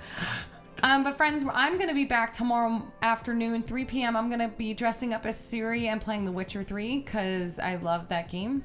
And we're doing our stream playthrough. And I do allow backseat gaming when I'm doing that because it sounds like old claymation on wrestling on TV. Oh, you mean like Celebrity Deathmatch? Guys, do you remember that show, Jess? Judge Mills Lane. It was an MTV show where they claymated the celebrities. Do you remember that, Jess? Oh, yes. Okay, yes. Oh my gosh. Yes. Great. Yeah, and he'll just commentate over it, and it's hilarious. It's great. Oh God, it's so good.